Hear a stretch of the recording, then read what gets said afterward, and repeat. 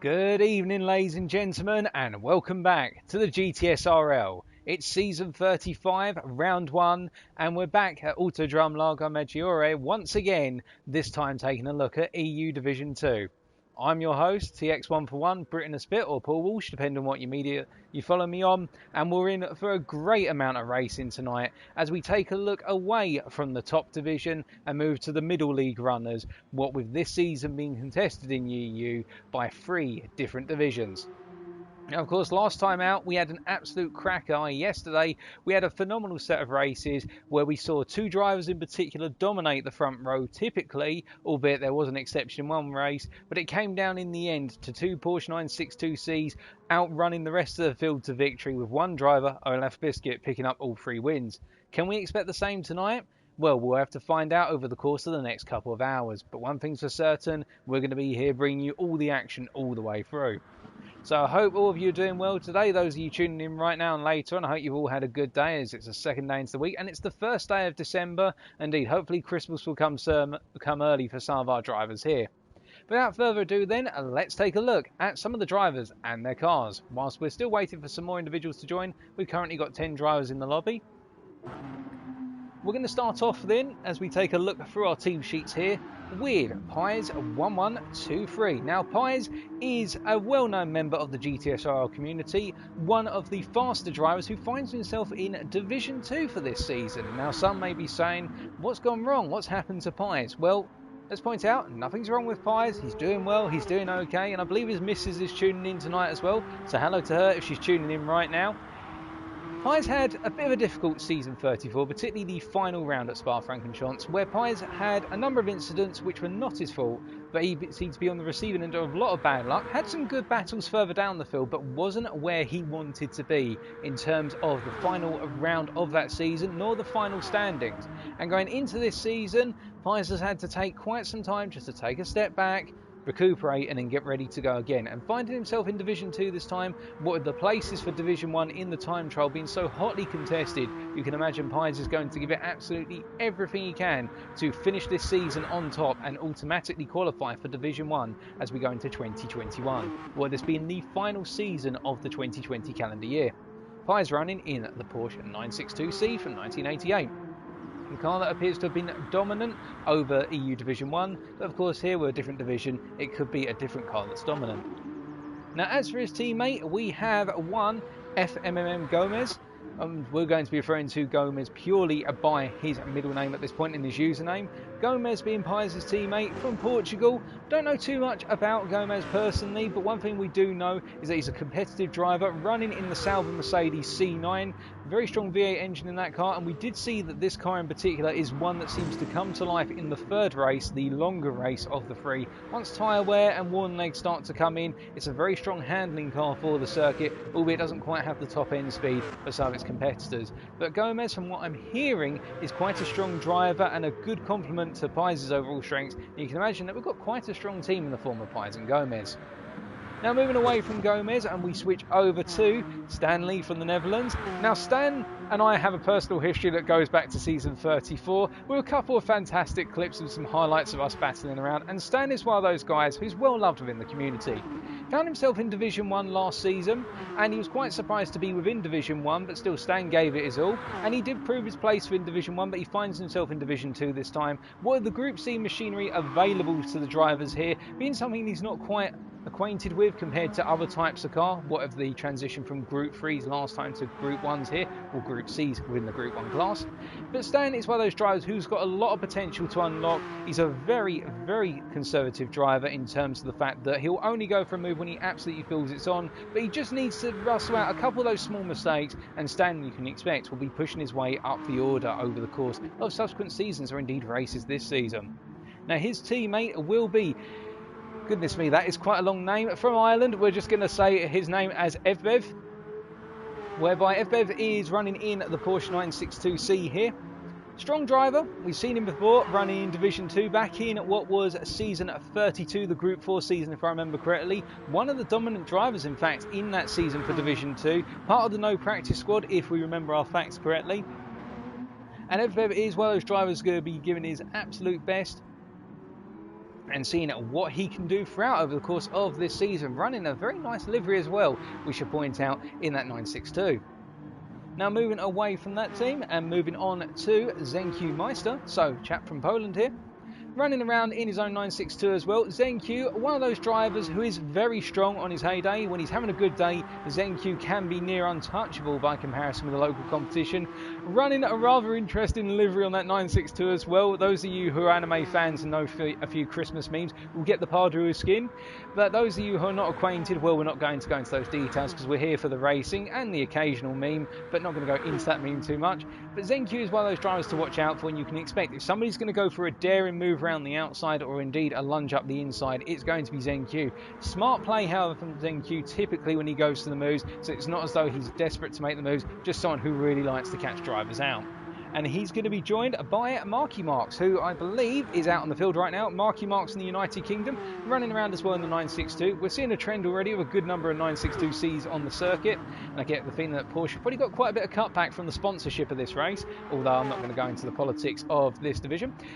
Marky Marks is, again, one of those drivers, very strong, regardless of what track and what combination. He's a driver who you don't normally hear talked about too often, but he's one of those drivers who's in the background, who doesn't get noticed perhaps on the spotlight as he goes a bit wide out of turn 17 there, but he's a driver who can make his way up the field given time, a little bit of concerted effort. So we'll keep our eyes on Marky Marks.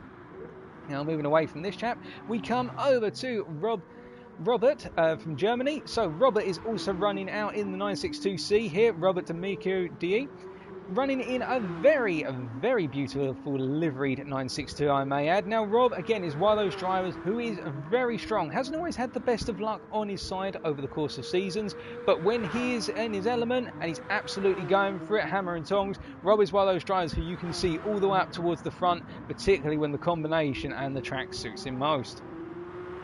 I can see a couple more of you are joining to tune in right now. Hope you're all doing well as more and more of you are piling in. But Rob's teammate, meanwhile, as we come away from Rob himself, will be, if we've got him out on circuit at the moment, Vincent Simmer. Now we're just going to take a quick look through and see if we can see Vincent out there. Potentially not. No, so Vincent's not around at the moment. We will come back to Vincent a little bit later, but we'll come over to Feel the Vibes. Feel the Vibes in the United Kingdom, running in a rather interesting Petronas Selenia liveried Sauber Mercedes C9. Actually quite a fetching livery, if I may say so myself. Now for the Vibes, we don't know too much about. We haven't had much racing experience with him, but he's one of the drivers here running around in Division 2, and he's probably going to try and put a stake in the ground and make a name for himself within this final season of 2020.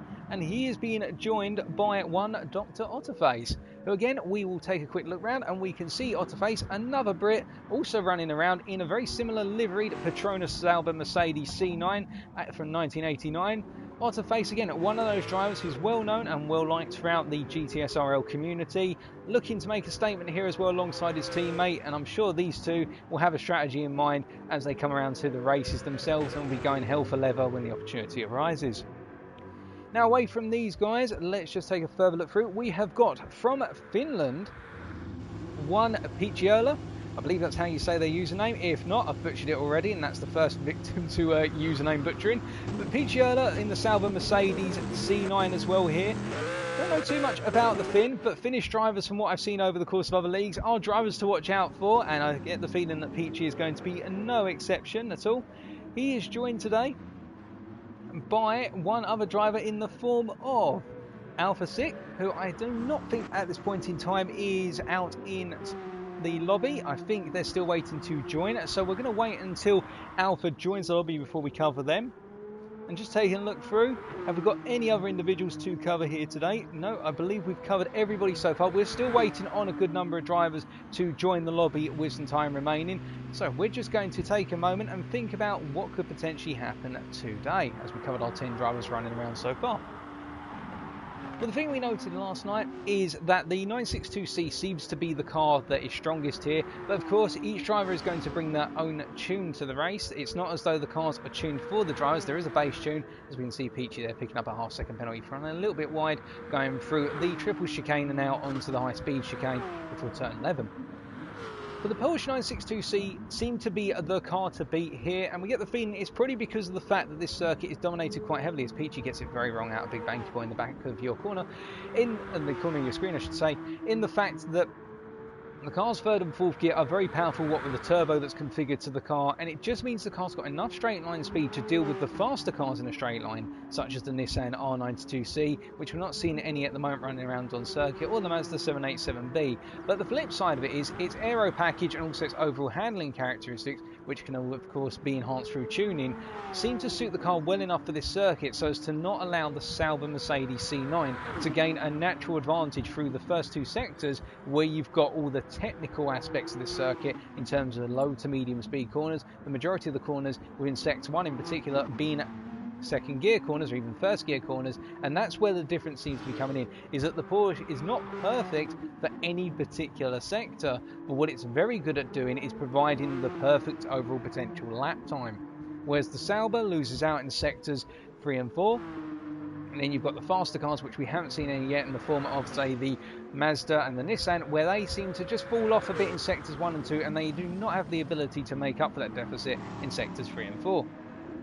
And welcome to even more of you popping into the stream chat right now. Hope you're all doing well and having a good day. So we do have one other driver who we must introduce at this point, and that is a rather fiery driver in the form of Explosive Fireballs.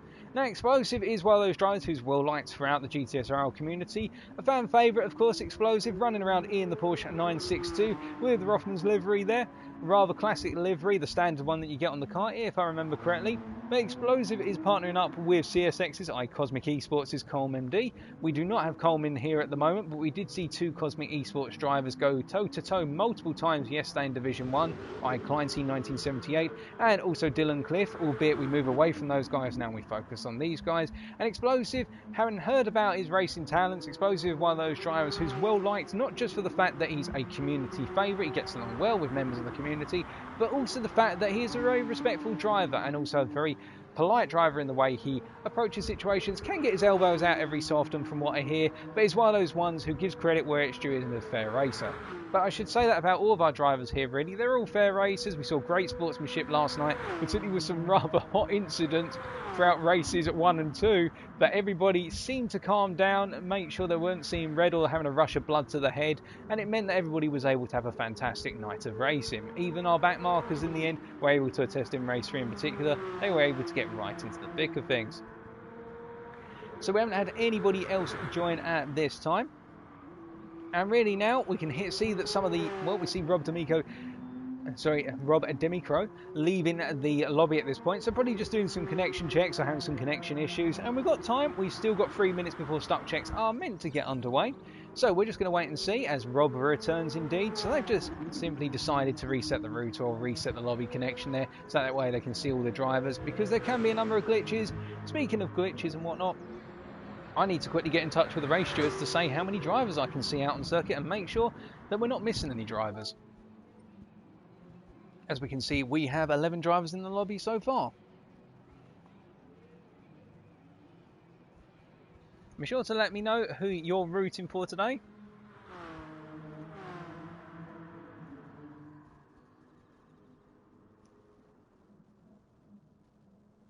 I'm just going to take a quick sip of water because I think once we get underway, we are going to be absolutely parched come the end of qualifying and even race 1.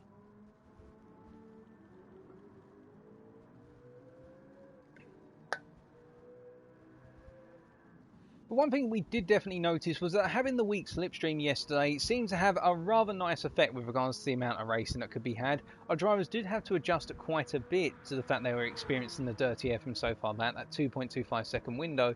But the reverse of that was effectively that when they come on to any of the high speed, more linear sections, and sectors 3 and 4 in particular, starting with the run down into Big Banky Boy at turn 11, that led to some fantastic battling throughout. So the weak slipstream setting, thanks to our host, seems to be the ideal setting here, and it's really led to some interesting racing. Now we're just going to switch the information over on the right hand side of your screen so you can see the different makes of car, and you can see that the majority of drivers here are going for that 962C, as we accidentally hit our keyboard there and try to type a message. We don't need to do that. But you can see we've got the majority of 962Cs and the occasional Sauber Mercedes C9.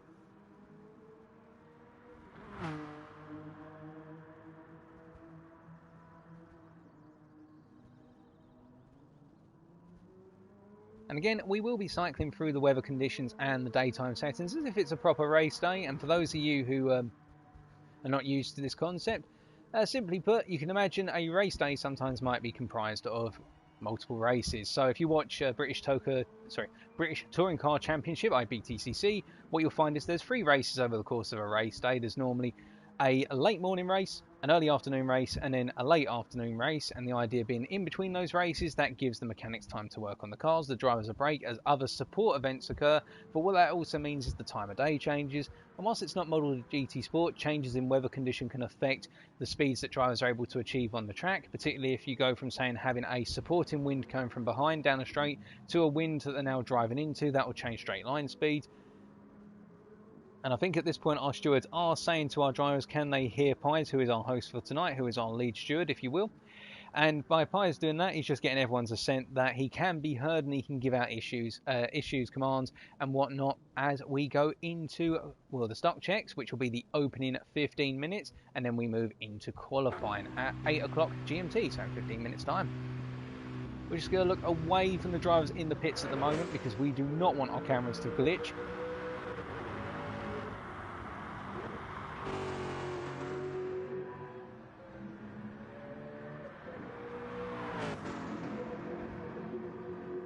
We've got a couple more drivers waiting to come in. I believe Coleman D is going to be on his way in the near future. He is currently listed as being in the voice channel, but we can't see him out on circuit unless my eyes deceive me.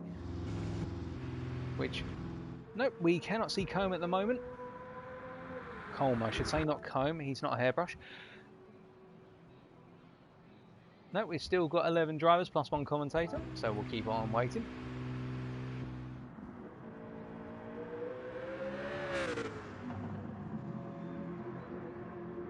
And good evening to those of you just joined, such as CP Racing from Driver's Room. And we can see that Olaf Biscuit in the chat right now is calling out for Robert to do well, and also Coleman to do well, for given reasons. But, taken away from chat, let's ride on board a little bit with Peachy Ola and see what he gets up to. So, coming down to turn 1 then, braking heavily, down into second gear, then first gear in fact, with some yellow flags out, so being a bit cautious perhaps on entry. Using first gear for turn 2, you can see, however, he's taken a bit of a wide approach out the corner, which has compromised his ability to build up speed as rapidly as perhaps he'd prefer. 3, we got through it nicely there. Turn 4, getting it quite tight to the inside before Phil the Vibes decides to spin it out in front of him. But Peachy's not going to let that distract him as he comes charging down towards turn 5 now. Going to spot on the braking at the end of the grey rumble strip. Trail braking down from 4th, and you can see he's trailed it all the way down to 2nd, just gently easing the car in.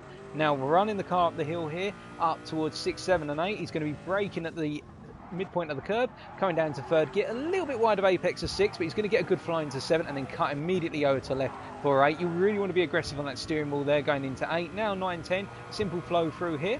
We're going to be using full power all the way down to the end of this straight, and coming into sector 3 now, we begin with a Big Banky Boy, or turn 11. So braking at the 50 board there, delaying his gear shifts there, and in fact coming all the way down to 2nd gear. And what you can see Peach is doing there is using a slightly different approach from some drivers. He's holding his gear shifts back until quite late, so he's avoiding an aggressive set of downshifts, and what that will help to do is actually preserve his tyres a little bit more over the course of the race, because he's not coming down hard on the brakes and adding gear shifts into that. He's using the braking force of the brakes initially, and then using a little bit of braking through his downshifting, and that just simply spreads out the overall tyre wear on the car. And that's something to watch out for. Some drivers will do that if they feel that tyre wear is a concern in their car, but tyre wear wasn't a major concern, we should point out, over the course of EU Division 1's races last night, with the tyres seeming to be in relatively fresh shape, minus the last couple of laps, as Erla comes to the end of the line on a rather nice lap there. We haven't got any lap times up at the moment. That was a smooth lap from the Sauber Mercedes driver.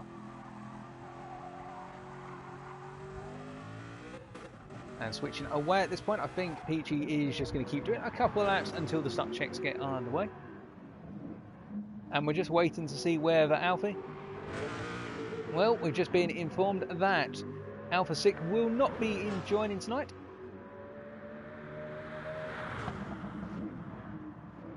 So Alfa Sick will not be participating in tonight's race, which means that Peachy will be running by himself tonight out on circuits. So the Finn is going to have to do the work of 2 team members effectively. A good luck to Peachy, of course.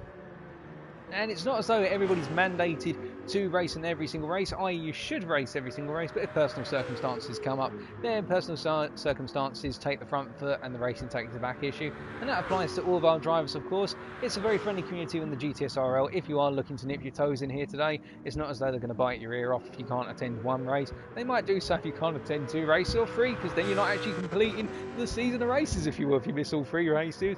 Whereas other leagues can be a little bit more stricter. But of course, we want everybody here for every single race where possible, because it just adds to the fun, particularly when you've got 14 cars out on circuit. We're just waiting to see what else is being announced by our stewards. Hold on a second. Actually, correction, folks. I've just been informed that Alpha Sick will be joining tonight. There's just been a little bit of confusion about which race he or she is going to be taking part in. So Alpha is on their way, and that means we're going to have Alpha out on the circuit in the very near future. We're also still waiting on Vincent at the moment, and we haven't seen Vincent come in so far, Vincent Sim. And also waiting for Colm to join, which we just need to double check.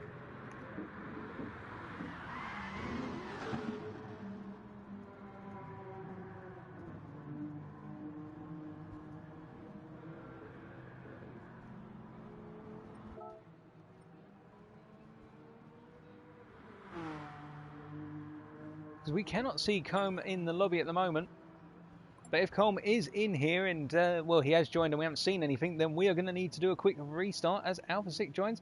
So Vincent is not racing tonight. We just had that confirmed by one of our viewers. Thank you very much, D31, for that.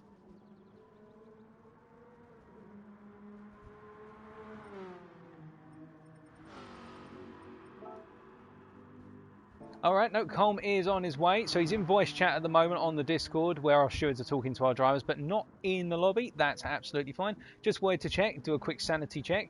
So, without further ado, we are going to introduce, when he gets out on circuit, Alpha Sick.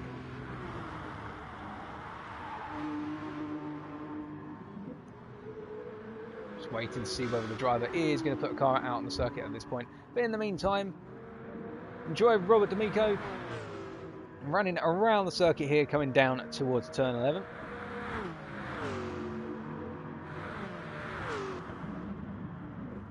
So we're going to have a grand total of what looks to be 13 drivers running around today, so pretty much almost a full grid minus 1 driver. Of course, Vincent will be back next week, absolutely kicking off, wanting to go. Vincent being partnered with Rob, so in fact we're looking at Gomez right now. We're going to switch over to Rob at this point. So partnering up with the German driver here. And of course, Rob will be thinking to himself tonight he needs to put in an extra special set of results in the team championship to help keep his team's aspirations alive in terms of competing for the overall victory. You can see that normally in other sports, whether it's on other esports series, alternatively as Colm joins the room, or CMD2197. Not on my sheet, in fact, the driver there, although I'm going to assume that is Colm, as we've got Alpha 6 running around in the room. So on circuit I should say. So let's introduce the driver here, the Brit, door number 3, running around in the Sauber Mercedes C9. So he's partnered up with the Finnish driver of Picciola.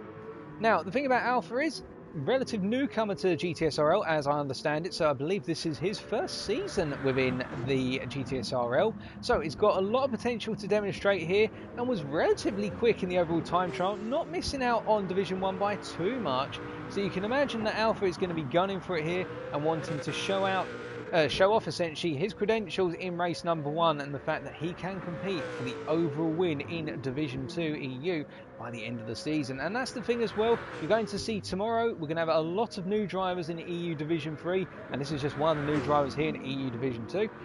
And that means with a lot of new blood coming into the sport as well, we've got a lot of drivers here who are veterans, will not be used to running around, and our veterans will have to be wily to the fact that these newcomers may not be sticking to the established traditions or the norms per se, and instead they may be absolutely punching for it.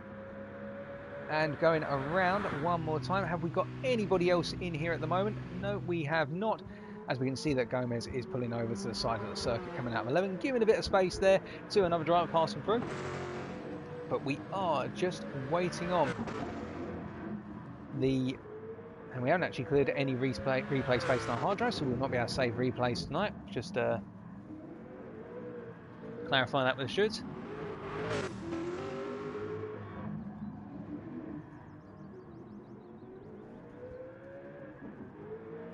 really at this point we are running a little bit behind schedule, as we can see that Colm is now out on circuit, or CMD 2197, and we'll refer to him as CMD just to make life easier in terms of marrying up the driver's username with the car.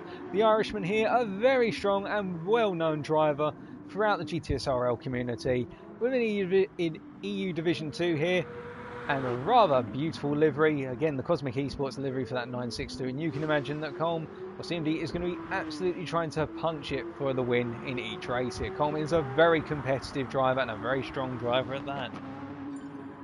And with that, we're about to get our first start check out of the way. So the whole purpose of these start checks, of course, is to make sure all of our drivers are able to pull off the grid, and also that if I have any camera issues or any technical issues, that I've got ample time to make sure they're fixed, and the same for our drivers.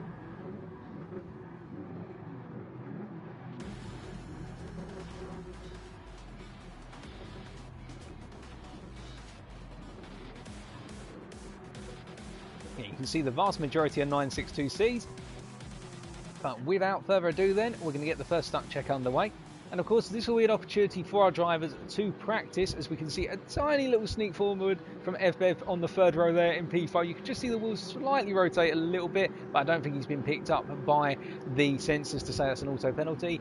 But away they go, and you can see that everybody got a relatively clear launch, although Peachy there did spin up the rear tyres a little bit and some smoke kicked off, but I think that's only a tiny bit of tyre wear on the rears, nothing major. All of these cars are putting all the power through the rear wheels here. You haven't got any four-wheel drive systems, but you do have a traction control system, and all of our drivers making it through turn 2 relatively safely there. And of course, this is good practice for all of our drivers to get used to the first sector in particular, where there's going to be a lot of fighting, a lot of establishing the pecking order, as ZenQ goes spinning across turn 4 there, having been pit manoeuvred by looks of things by a driver running close behind. But now we are going to hop away from the circuits, well, from the track, and look to circuit side as we wait for all of our drivers to essentially come off circuit. And everybody pulled off successfully. I think it was a good start. We'll probably be doing 1 or 2 more stock checks, and then we'll be getting straight into qualifying.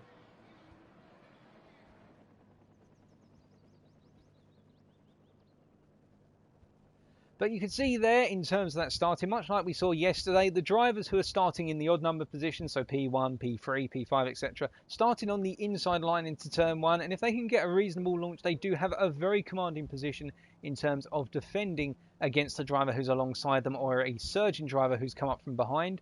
And the idea really is that you want to take a relatively tight line into turn 1 to get that defence, but you don't want to make the mistake, as I personally have made before in an FIA race around here, of taking too tight a line into turn 1, simply because it's a right angle corner, and you can imagine the tighter line you take, the tighter the angle you create a corner of, in terms of you can come into that corner, if you go as tight as humanly possible, you literally turn it into a 90-degree braking point into a corner, and that's what you don't ideally want to do. Ideally with 90-degree corners, you want to try and make them relatively symmetrical, and I'm just keeping an eye on the book here in terms of seeing what is happening schedule-wise, and I think we're going to be getting an announcement very soon that qualifying is underway, and we'll see how things play out.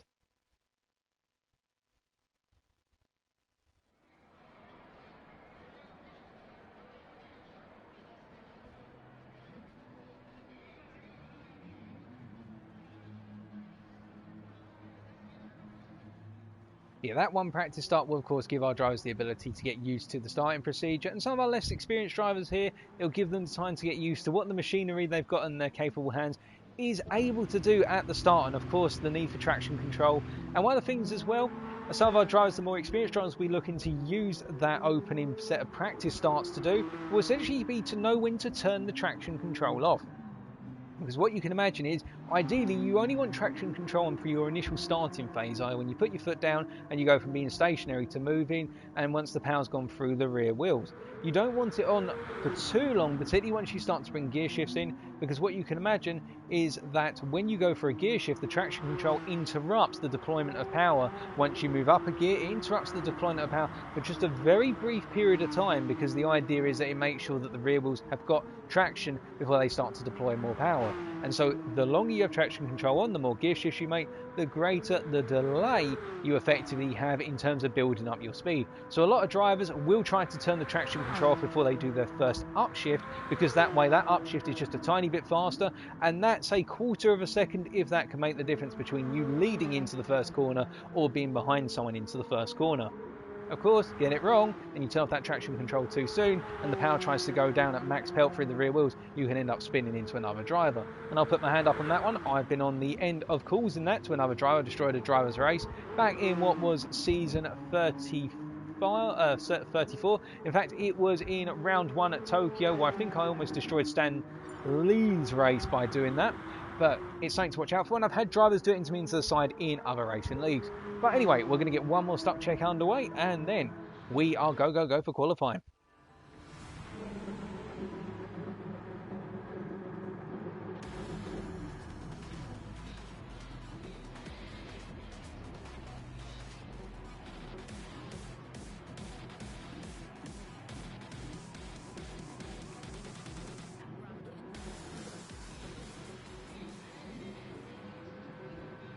Okay then, so we're about to get underway with another practice start. And one thing that's worth noting, in fact, is that the Sauber does not seem to have a natural advantage over the Porsche with regards to its starting procedure. You'd hope that perhaps the Sauber would, although Peachy does seem to be quite reactive on those starts. He does get a good build-up of speed coming down into the first corner. But you can see all of our drivers piling in right now into turn 1 as Marky Marks goes for a little bit of a spin there, but gets reset by somebody effectively to point back in a straight line into turn 2. So somebody doing the favour there for them. I think it might have been Feel the Vibes. And ZenQ goes for a little tour off the corner there before turn 3 begins. And all of our drivers piling through turn 3 and into 4 at this point. And really that's going to mark the second start check as Feel the Vibes decides to turn it into a little bit of a drifting party through turn number 4 and spins out. So that's going to be the final start check if I remember correctly.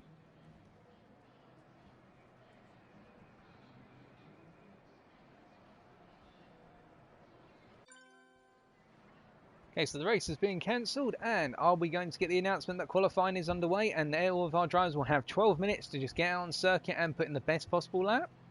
Waiting any second from the king of the pies, that is Pies1123, who recently received a software upgrade and upgraded to Pies 2.0 due to a little bit of difficulty with his Discord account. But still, that's a personal matter and we're not going to go too much into it here, but Pies has been upgraded for this event. We've installed new software. We can see our drivers are going out onto the circuit, and are we going to get an announcement, or are we just waiting still for one more start check potentially? But everybody was able to pull off okay by the looks of things there.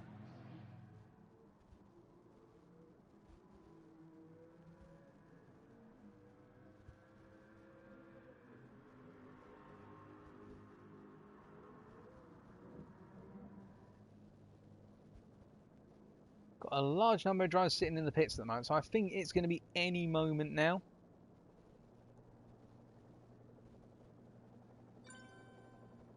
Okay, one more start check to go, and then we're going to be underway.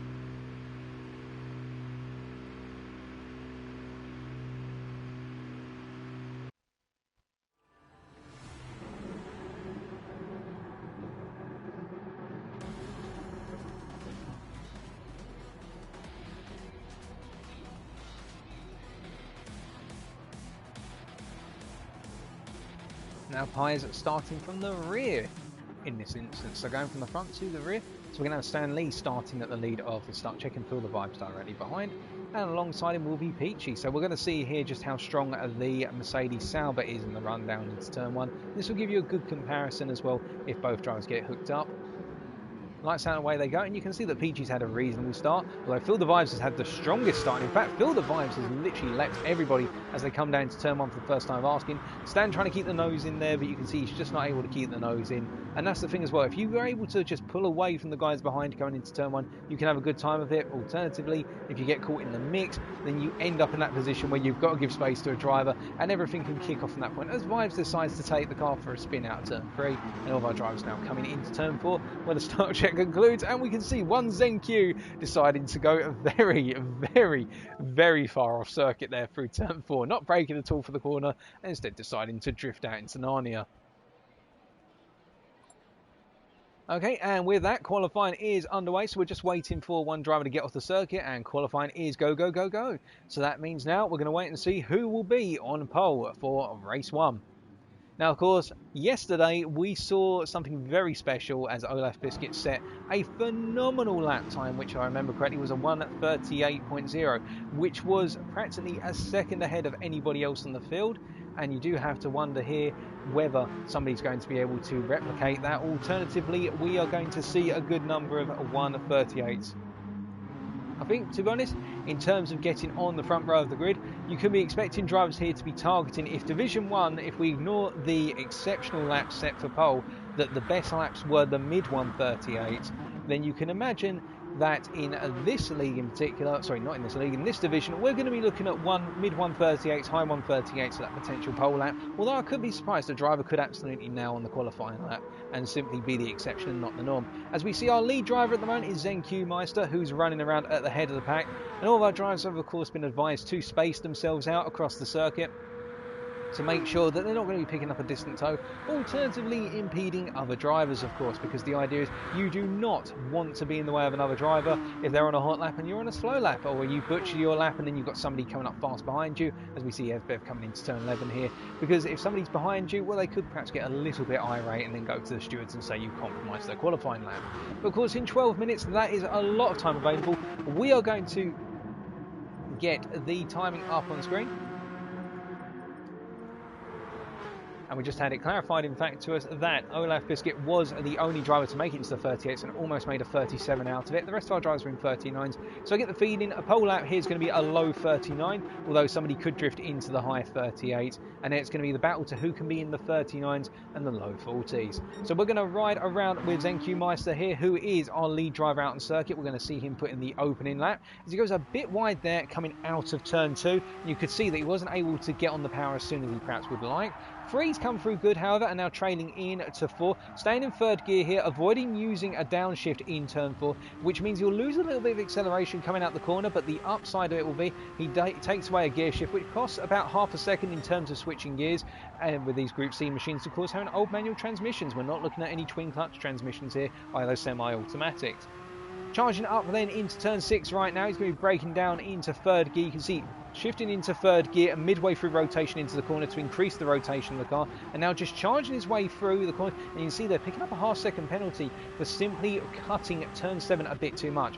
Now you're probably wondering at that point, well, what on earth happened there? Why did he get that penalty for running across turn 7? Well, the thing about turn 7 is, as long as you keep 2 wheels on the red and white curb, you are guaranteed to be able to gain a huge amount of time through turn 7. It's as soon as you put all 4 wheels beyond that curb, you're going to be picking up a half-second penalty as you go through turn 7. So what it means is ZenQ is going to be coming around, but he's had to burn off a penalty accordingly, and by burning off that penalty, this is going to be a lap which is going to be very rough on ZenQ, and it's not going to be a pace-setting lap even for his own personal pace. So instead, this is going to be a bit down, we reckon, by comparison. As he comes to the final corner here, gets this nicely hooked up by the looks of things. In fact, using a nice liberal amount of the entry curb, but in return going very wide. And he's got to be careful about going wide there because you can pick up additional penalties. So that is a 1:42.1. And behind him, we've got Pies now coming through in the Porsche 962 of his own, and he's going to be setting a 1:42 as well.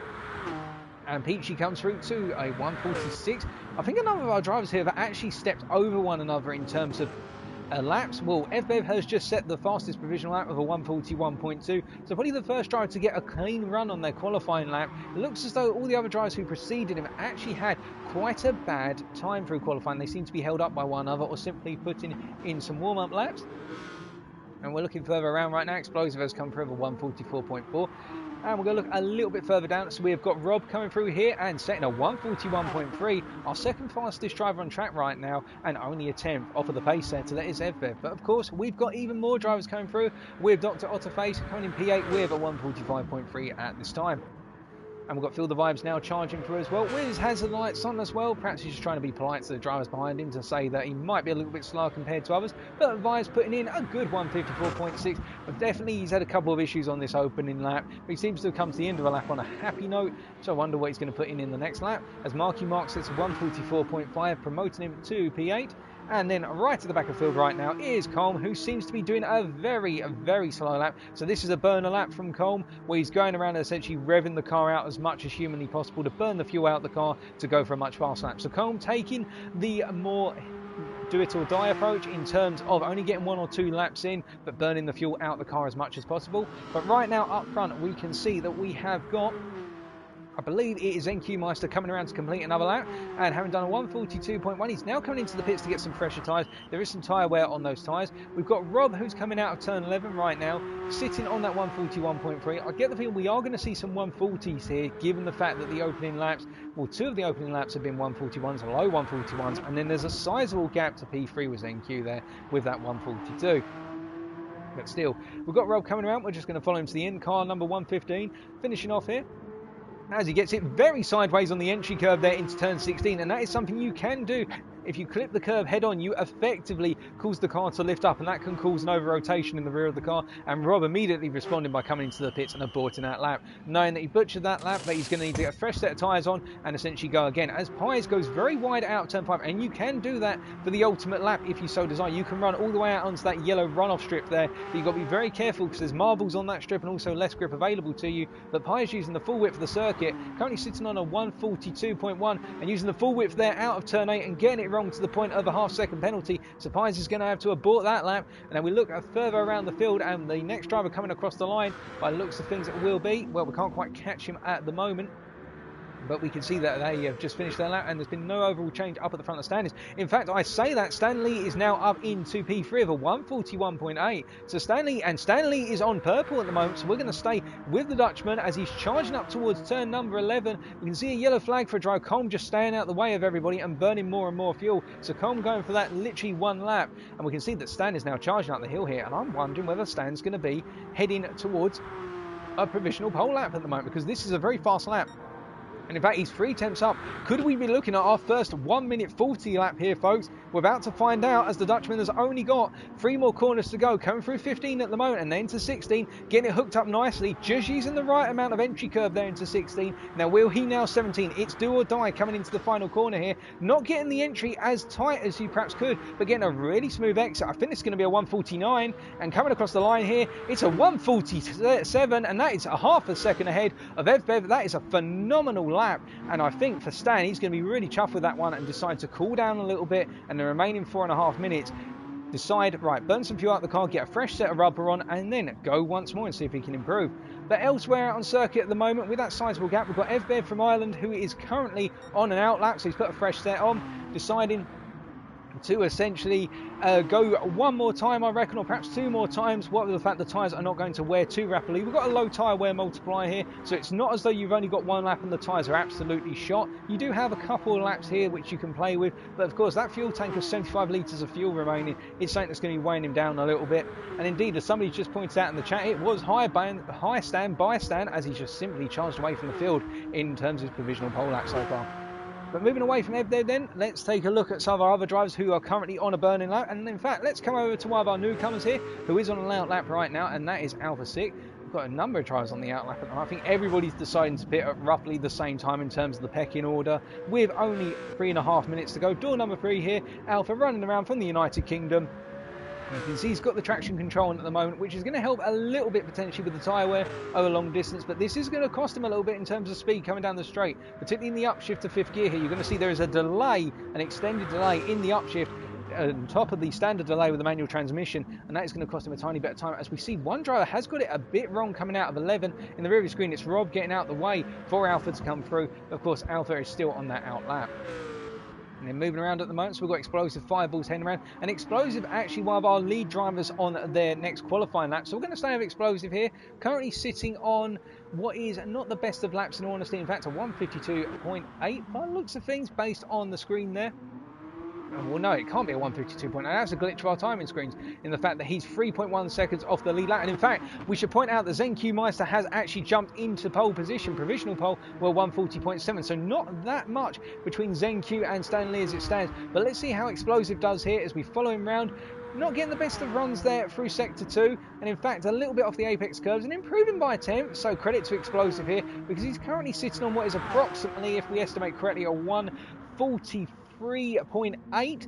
And he's going to be coming around to complete this lap in the near future, coming into sector 3 and now up the hill, the long charge up the hill here where you want to shift as late as possible because you want those revs as high as possible as you come through 12, 13 and now up into 14. Not at more than a tenth up on his previous best at the moment and getting very wide of apex there into 14. Now coming into 15 you're going to see he'll brake and tuck the car in, and again just missing those apex curves by looks of things. Could be a little bit more aggressive on attacking those curves, and by doing so would gain a bit more lap time, but Explosive doing a clean lap, and we should give him credit for that. It is a very clean lap despite the fact he's not the fastest, and he's coming across the line here to improve potentially, and it will be a 144.4, keeping him in P12, but a small improvement. Now we have got 1.5 minutes to go of the qualifying session.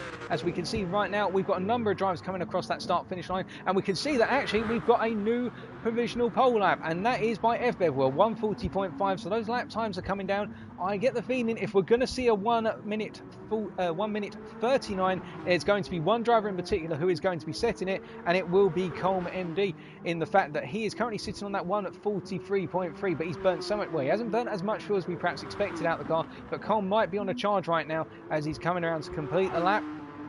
And going very wide out the final corner there, that run off there, you can get punished for that if you abuse it too much, but he's coming onto his final lap right now. So a lot of our drivers will be coming onto their final qualifying lap if they're not on it already, and the lead driver who is on their final qualifying lap as we talk about this is, if we just take a look around our circuit map at the moment,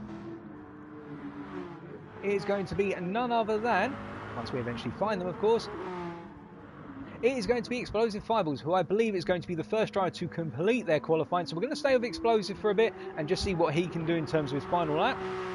And coming up the hill once again with that 143.6. So he's gradually getting there, and those lap times are coming down. A good lap of 143.6. Should be proud of that one.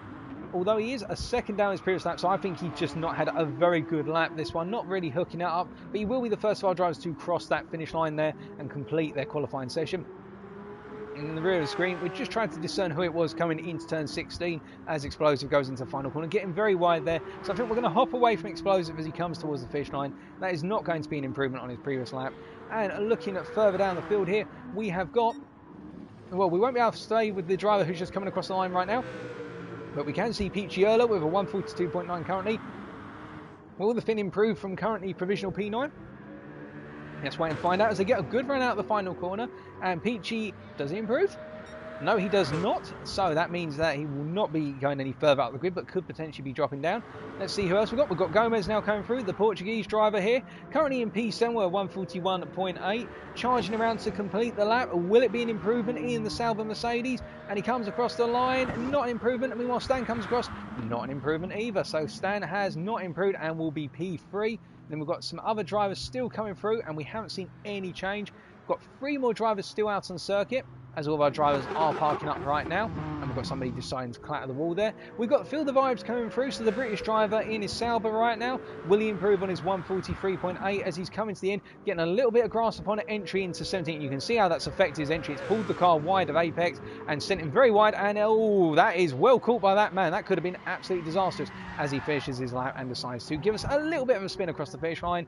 And coming across the line to complete their session is Marky Marks with a 142.2. So that is all of our qualifying laps, and we're now going to go through. So your pole sitter, ladies and gentlemen, is FBev with a 140.5. A great lap by the Irishman, and it was very close with him being joined on the front row of the grid by Poland's Zenku Meister with a 140.7.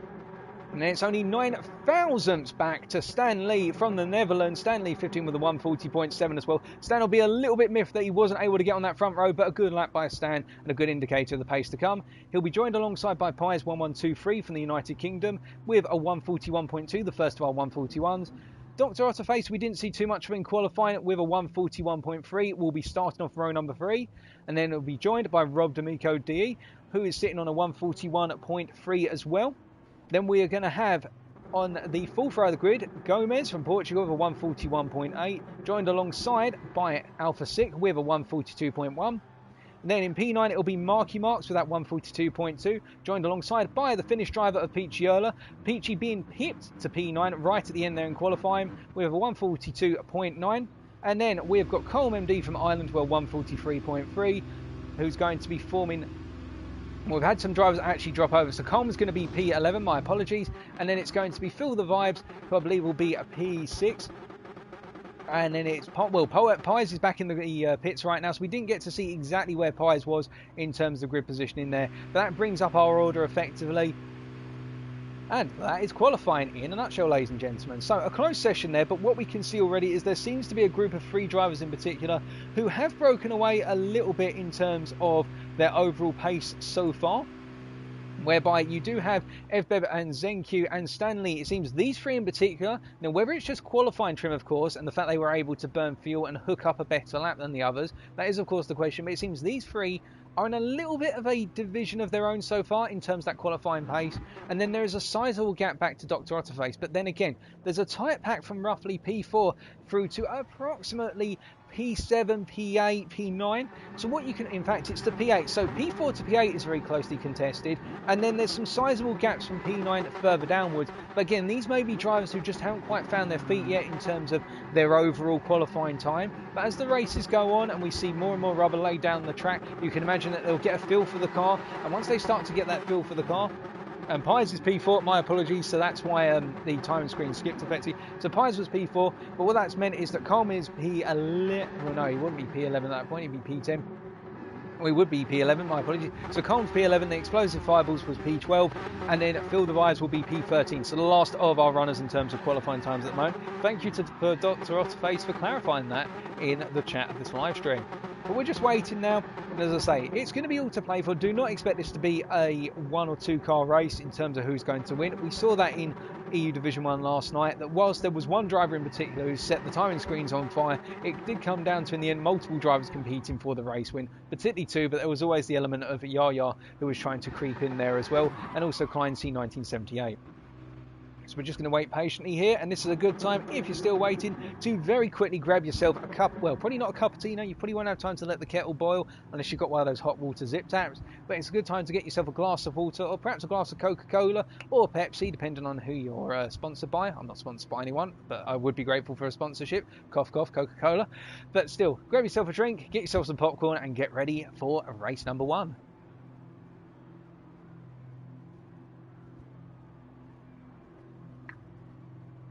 As things go very quiet at the moment as everybody is waiting. Of course, all eyes will be on this man. Will he nail the start? Will the Irishman be able to run away with it? Alternatively, will his Polish opponent, who's currently reversing around the circuit here, showing us how it's done in reverse, of course, will ZenQ Meister be able to pull an aggressive start and go round the outside into turn number 1? It is possible. Don't say it's not possible. You just got to be confident and hope that the driver on your inside shows you the respect you require. Or will it be the Dutchman who decides, you know what, enough's enough, I'm going to be right at the front, and he gets the best possible launch? Again, it could be anyone's game out of these 3. Or will it be Dr. Otterface? You never know. Parking well out the way of all others. Perhaps just waiting for a little bit of peacetime right now. Sitting alone at the gravel at turn number 11. Perhaps Dr. Otterface has got a little plan or an ace up his sleeve that we don't quite know about. Never say never. Of course, he'll be P5 because Pies was P4, so we've also got Pies to consider. That is qualifying complete, so we're now switching to 9:30 in the morning as the clouds have come over the Italian circuit. And again, that will just simply start to play into the minds of some of our drivers, where they may be thinking to themselves, well, some of the shadows have disappeared from the sunshine in the early morning. Does that mean they've lost the braking marker? If so, they've got to quickly find another one. And again, it just changes a little bit the atmosphere and can just simply put a little bit of a spanner in the minds of some of our drivers. Albeit I get the feeling a lot of our drivers here, if they've been practicing for it, of course, because some of our drivers like to take the whole no practice squad concept to a new level, you can imagine that a number of drivers here will have practiced to work with brake markers or reference points that are not shadow or sunlight dependent. We're just going to wait. I think all of our drivers are going to get themselves into the pits right now in terms of just being sat here. Hopefully we do not have our camera glitch out when we go for the start. It can glitch out every so often, but we will wait and find out. We're just waiting for Pies to get the grid set up, and then we will be underway, ladies and gentlemen.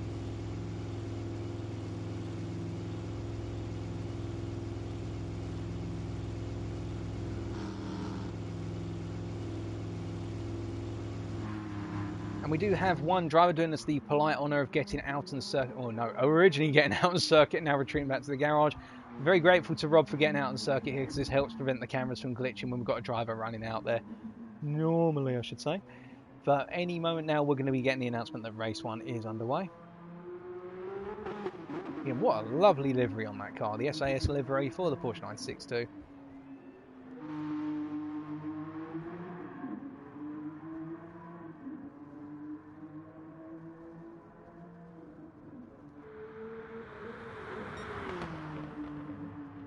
You can see the flicker of flames coming out the rear of the cars as well. Absolutely lovely to see. You don't quite get that on some of the newer cars, if you will. You do get the occasional flicker of flame out the rear of a Group 2, either Super GT cars from 2008 or 2016, or indeed the Group 3s, which range all the way from approximately 2006, if I remember correctly, all the way up to 2020, or even in the future you could argue with things like the Majin RX Vision concept, as produced in collaboration between Mazda and GT Sport. But when it comes to it, these classic old machines with their massive engines, massive turbos and massive amounts of aero, it's what it's all about. And you know what, if the environment gets polluted by this, well, we can just attribute all that grey cloud and fog around the circuit to the fact these cars are kicking out so many fumes.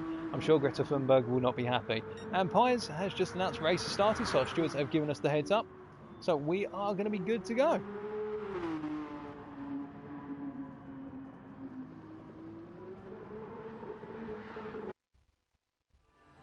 Alright, ladies and gentlemen, so race 1 is about to get underway. Let's see what happens as all of our drivers break in the first 6 laps of the evening. So on your right, it'll be EU-Div from Ireland, and on your left, it'll be the Polish driver ZenQ. But keep an eye behind them, as Stan and Piers will both want to try and make great starts from that second row of the grid.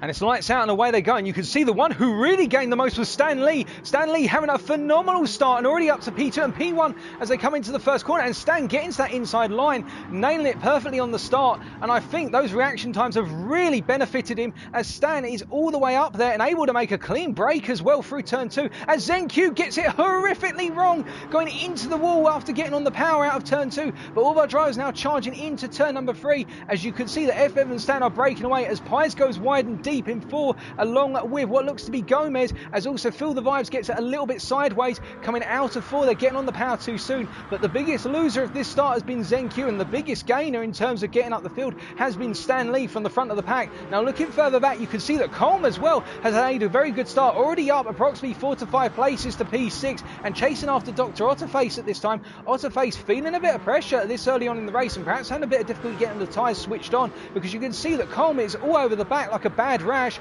as they're coming into the run down to Big Banky Boy for the first time of asking. And as Colm gets closer and closer, you have to wonder if he's going to be leaning out for a move here. Although he does go for it, he is going to go for it. And will Otterface be able to get the cut back, or is Colm going to plant it? And Colm has planted it nicely, and the momentum is going to be building. Meanwhile, up front, we'll switch away shortly. You can see that Gomez is past Rob, and Otterface is holding on. But up front, we can see that Stan is just holding off on EU-Div, but in return, EU-Div is getting closer and closer. And as they all run down into turn 14, you can see that Colm will fit. Colm has got to the inside, but he's had to give the space to Dr. Otterface not to push him off. Oh, goodness me, there was contact between the two of them, and that means that Gomez and on top of that Rob have both been able to squeeze in there, but Gomez has had to take emergency action, and the biggest gainer of all that was Rob, who is now up into P5. So after one lap, it is Stan Lee, followed by EU-Div, followed by Alpha, battling with Pies right now, as Pies is on the inside into turn number 1 as they come on to lap number 2, but Pies isn't able to get the move as Alpha close to the door. Rob holding on there for P5, Gomez in P6 right now, but feeling a huge amount of pressure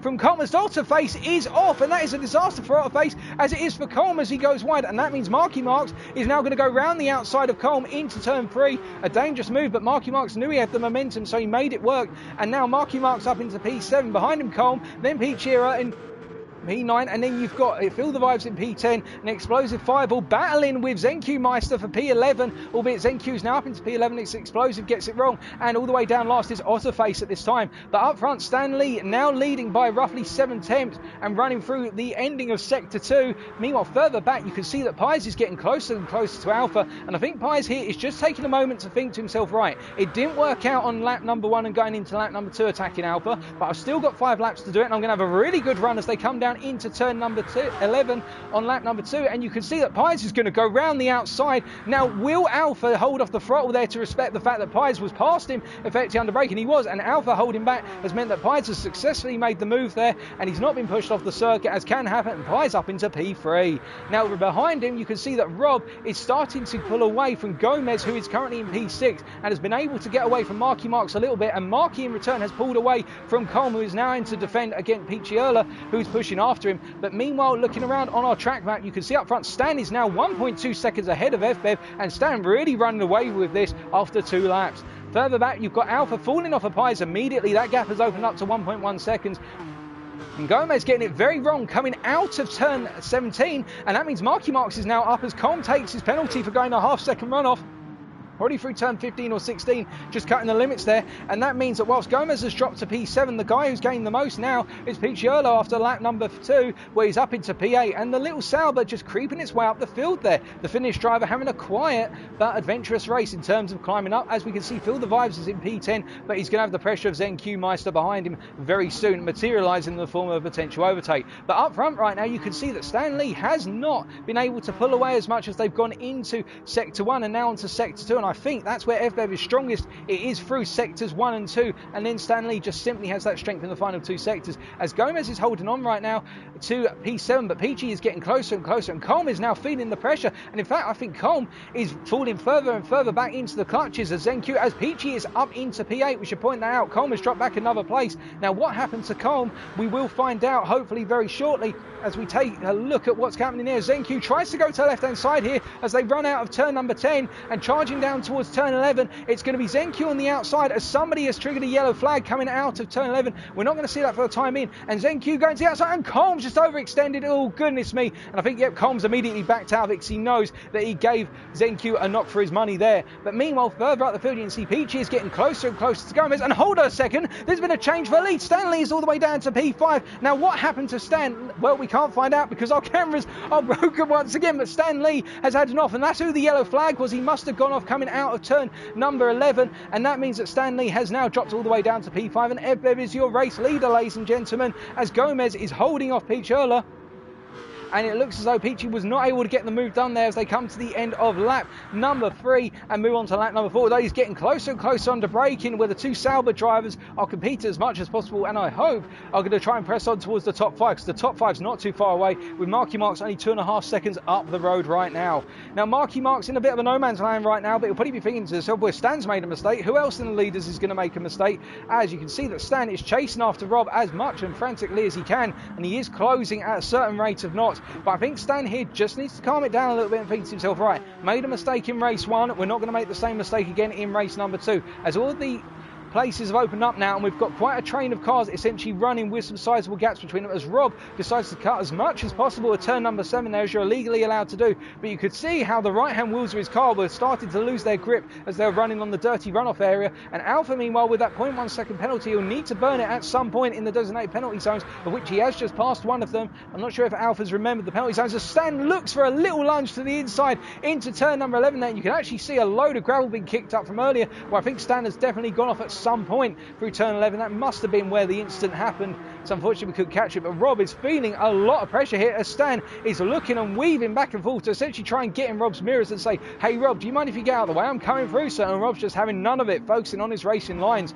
Now looking at further around the field as Stan goes wide down, it's an absolute disaster for Stan, just simply getting too aggressive on the throttle. They're coming into the entry point for 16, and Stan is falling further and further, and Gomez just misses hitting Stan. That was so close as Stan rejoins, and Picciola's up into P7, but that could have been disastrous for the Finn and the Portuguese as the Dutchman was rejoining. Stan not having the best of moments right now, as we can see more and more drivers running off out of the final corner. Dr. Otterface up into P10, but feeling ZenQ getting closer and closer behind, and right at the back of the runners right now we can see there is a battle for P12 between Colm and Explosive Fireballs, and I think Colm is going to be feeling the pressure, and to the point where I think that Explosive could be on for the move within the next 2 laps for that P12 position. We'll keep our eyes on that, but meanwhile, looking further up the field, you can see that Rob is getting much and much closer to Alpha now that the pressure from Stan has been released. Rob is starting to accelerate his momentum, and he's starting to get after the British driver, the German here, as we're going to ride on board with the German, and you can see that he's having a much better run through 6, but he's compromised in 7 because of the fact he has to respect there is a car in the way.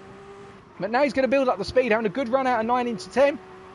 And as he goes up through the gears now, you've got to imagine what will Alfa do here. Will Alfa defend? Well, it looks like Alfa's going to defend very heavily for this position. And I think it may not be in Alfa's interest to defend too heavily at this point, because there is one more lap after this, and he could just simply use a little bit of momentum here as Rob almost makes a mistake and runs wide out of turn 11. That was near disastrous for Rob, but just keeping it together. Rob really on an attack here and trying to get onto the podium. And you love to see it, in all honesty, as Rob is finding every which way and the other to gain time on the British track. And I think Rob's made a mistake, and Rob has made a mistake on the braking. He's had to release the brakes. He's locked up into 14, and it means that he's going to be giving the British driver quite a bit of breathing room as they come onto the final lap. Now, meanwhile, further down the order, we can see that at the moment, Gomez has picked up a bit of a penalty somewhere around the circuit, and he will need to burn that as soon as possible, the Portuguese. He's coming up to a penalty burning zone right now as they come onto the start-finish straight to commence the final lap, immediately going to burn. That's great sportsmanship from Gomez, but it does release Peachy and Stan up into P6 and P7 respectively as they come onto the final lap. So now it's a case of hammer and tongs. The guy you've been sizing up all race, now you want to get past him, and Stanley is sizing up a move on Peachy, I get the feeling, at this point in time.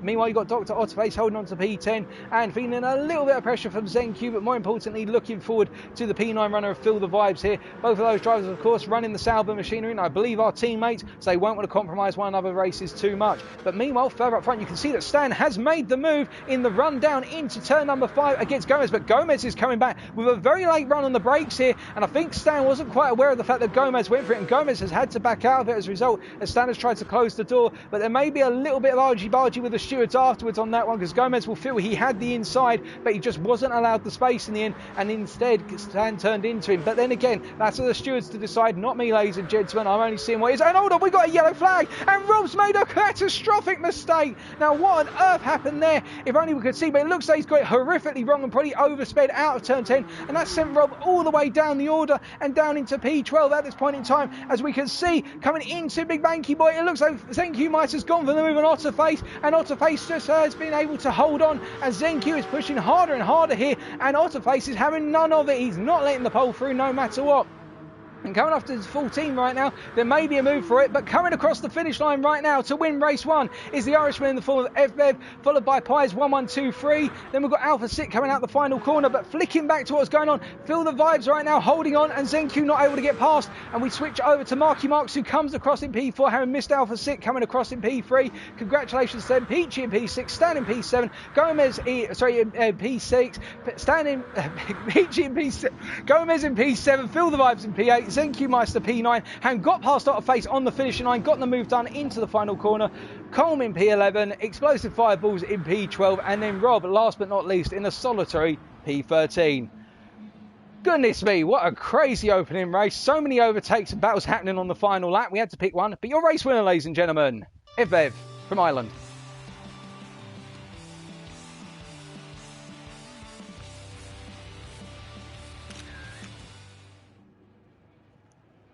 And to think, that was just race 1, and we've already seen changes of lead. We've seen battles on circuits. We've seen some huge mistakes. We've seen some British drivers saying that the always the best crowds here in Italy, insert country here. We have seen everything, and whew, I mean, that was phenomenal. But really, the big question is, as we take a look over at the race results here, is where would Stanley have been if it weren't for that mistake? Would he have won, or would have ever been able to gradually build up the momentum? We didn't get to see that, but really the one who had the ultimate reactions on that start line was Stanley, but he undermined himself and finished in P6. But credit to all of our drivers, of course, for their finishing positions. And if we want to look outside of the guys who finished right at the front, I think one of the most notable things here was Peachy Erler coming home in P5, having had not the best qualifying session and not being the fastest driver on circuit. Peachy was just very consistent, stayed out of the way of any trouble, and in the end was able to pick up a P5 by simply not making mistakes. And sometimes in these frantic races, that's what it all counts for.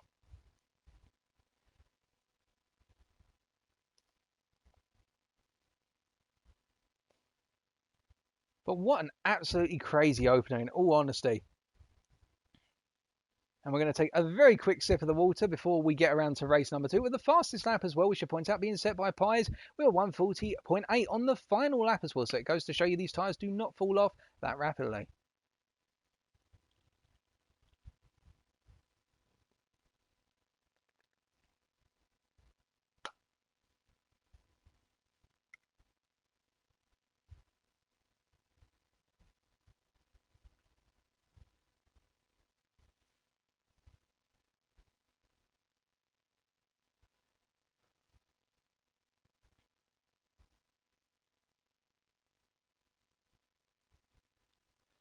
So with race 1 out the way, we can obviously say now that I think there will be some questions about Alpha not burning his penalties, in the designated penalty zones immediately, and there could be as a result, a result penalisation. I drop a couple of places out of race 1, but I'll let the stewards decide on that when we come into race number 2 here. I'm not going to get involved in that.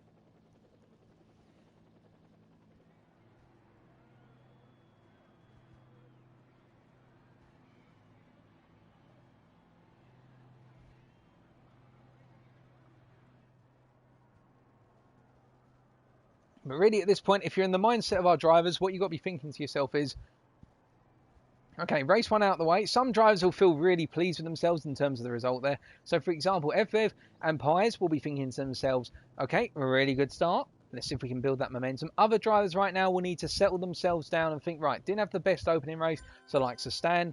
And on top of that, we've also got other drivers such as Colm, for example, and Rob, where they had pace, but at the same time, they didn't have the best result because of mistakes creeping in and incidents. And I think, right, race 1's over. Now let's see what we can do in race 2. And the one to watch out for will be Stan, I reckon, because if he can nail the start like he did in race number 1, you're going to be seeing the Dutchman come charging through that field towards the podium places within the first couple of corners. It's going to happen. And also with Stan finishing what was P6 there, he will be starting on the outside, and that does give him a bit of a disadvantage. But of course, what Stan may try to do is get the initial launch and beat his opposition on the same row of the grid as him, so the driver in P5, so Peachy, and by doing so, we'll be able to try and tuck into the inside before we get into that braking. But it's going to be all about reactions on this one.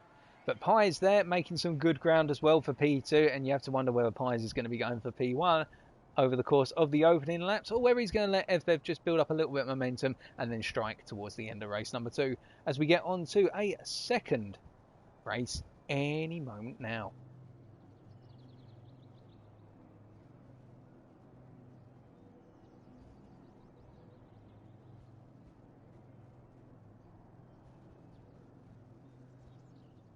And we will put our eyes on, of course, the track.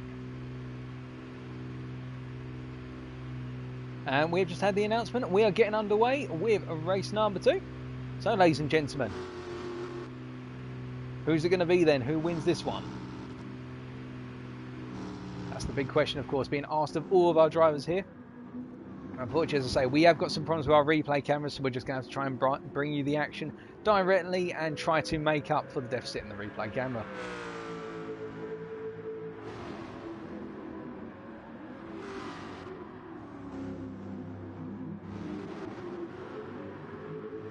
Just waiting for a couple more drivers to get themselves readied up. Of course, some of our drivers here will want to take a quick comfort break, pop to the bathroom.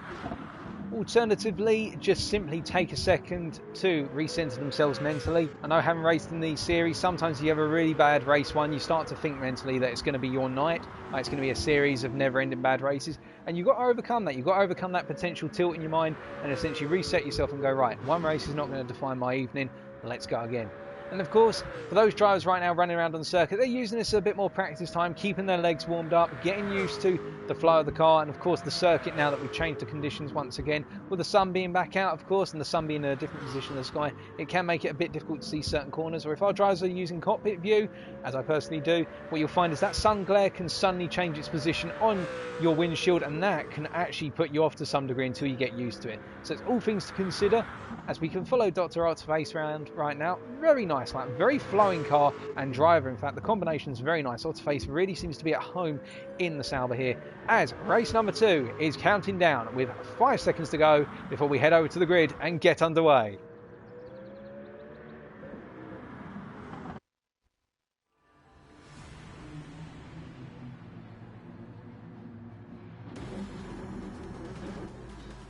Alright, ladies and gentlemen, on the right it is FV from Ireland, and on the left it is Pies 1123 from the United Kingdom.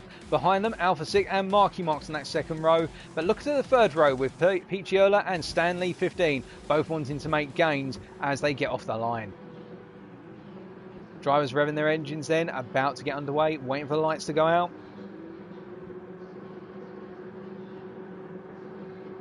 And it's lights out and away they go. And this time it looks like FBev's had a very good start by comparison with Pies. The one who's gained the most really on the starts in our front two rows would happen to be Alpha 6, who has moved up into P2 already. And as we look further back, we can see a lot of our drivers being concertinaed out off the corner there, and Colm parking off circuit. So there's been a bit of an incident. We're going to see if we can get that back on camera a bit later. Feel the Vibes up into P6. That's a huge gain by Feel the Vibes, the British driver there moving up. But Alpha 6 of all the drivers now up into P1 as Pies is having to get into the defensive position, and Peachy off into the wall coming out of turn 4 there. A little bit of contact between them and FBev. I don't think there was anything intentional or malicious about it as they all charge down into turn 5 right now. And you can see Otterface going for the move immediately on ZenQ here. So carrying on where they left off after race number 1, and ZenQ getting the cut back out of 5 and building up a bit of momentum as they come into turn number 6. ZenQ braking a lot earlier and heavier than Otterface. Otterface carrying the momentum, and ahead of them, Feel the Vibes not having the best of runs right now. As you can see, that momentum has been costed very heavily by some poor entry,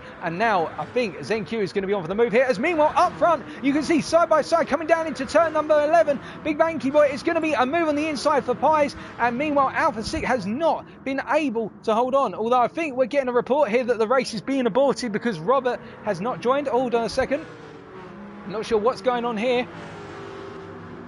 Well, no, the race is continuing and Pies has gone off. And Pies is out, so they're going to be restarting the race by looks of things. Or Pies has just left. Waiting for a little bit of clarity here, ladies and gentlemen. Everyone's been told to leave the race. Okay, that's fair enough.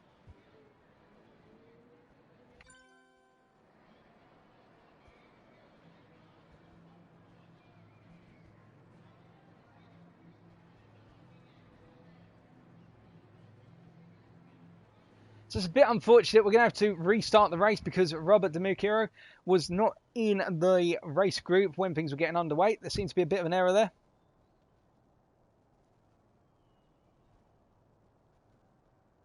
And I think Alpha 6 is actually going to be really annoyed at the fact they've had to restart this race, because he made probably the biggest gain of everybody going up into P1 by the end of what appeared to be lap number 1. But of course, sometimes things like this do happen and things have to be restarted. Oh, hold on a second. We are about to get underway once again, ladies and gentlemen. So it's going to be the rerun of race number 2.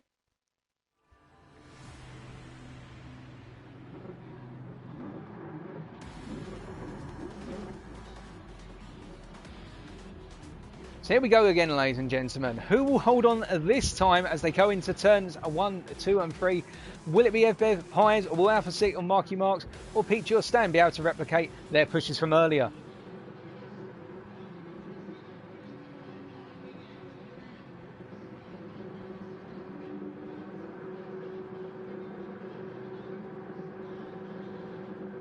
And it's lights out and away they go. And this time FBev has had a better start, and Alpha has not been able to repeat what he was able to do earlier on as they all come down to turn 1. And as you can see, FBev taking a very tight defensive line, and Alpha trying to repeat the shenanigans of the first run of this race, going to the outside initially and then cutting to the inside. And you can see all of our drivers making it through this time safely, and Alpha is on the charge, and Alpha has got it done round the outside into turn 3. And Peach Earl up into P5 right now, and Pies, having lost out a little bit, has gained to P2, and FBev has fallen down to P3, but still all of our drivers having a clean run through the first sector this time out as they all come charging down towards turn 5. And we can see Gomez up into P4 and defending immediately, trying to hold on to the inside line versus Feel the Vibes, but Vibes having a very strong run here, and I think Vibes has got it done. And further back you can see that Peachy has fallen back to P6. Marky Marks is now feeling pressure from Coma, is up in P8, and all the way at the back you can see that Rob has gone wide and has dropped to P12. After the instant on the opening race, if you will, Rob's luck is just going from bad to worse as they all come charging down towards turn number 11 for the first time of asking, and you can see Alpha defending to the inside. It's literally a rinse and repeat of what happened on the first run of this race, and Alpha defending well, but Pies getting the cutback here, and in the rear view picture you can see that Stanley has had an instant, has had a horrific off, as now Alpha has dropped down to P2 and FBev is trying to push past and get into P3, but behind them all is Feel the Vibes, also on a run here as they all come charging up into turn 14, and behind them you can see that Peachy in P7 is being attacked ferociously by ZenQ, and ZenQ here on the inside into 15, but he's not going to get the move done. He's going to have to concede the position to Peachy, Peachy, because you can't go two side by side there as the apex comes up into 16.